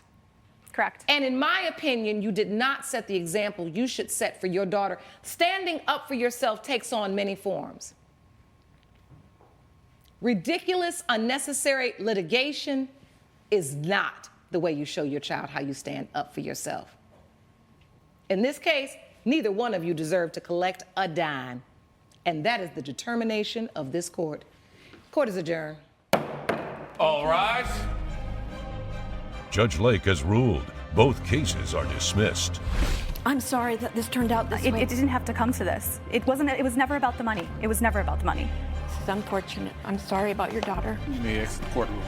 Coming up, I have a little scientist, my son, too, so he immediately knew that that snake you had was not the $4,100 snake you thought you paid for. Exactly. Once you find that out, what happened? I take it to his shop, and he doesn't want to give me the difference. Kevin Markham claims he was sold a mislabeled snake, and he has the genetic test to prove it. Lawrence Bailey says it was an honest mistake, but the plaintiff was happy at the time of purchase. This is the case of Markham versus Bailey. Mr. Markham, you are suing Mr. Bailey for $3,700.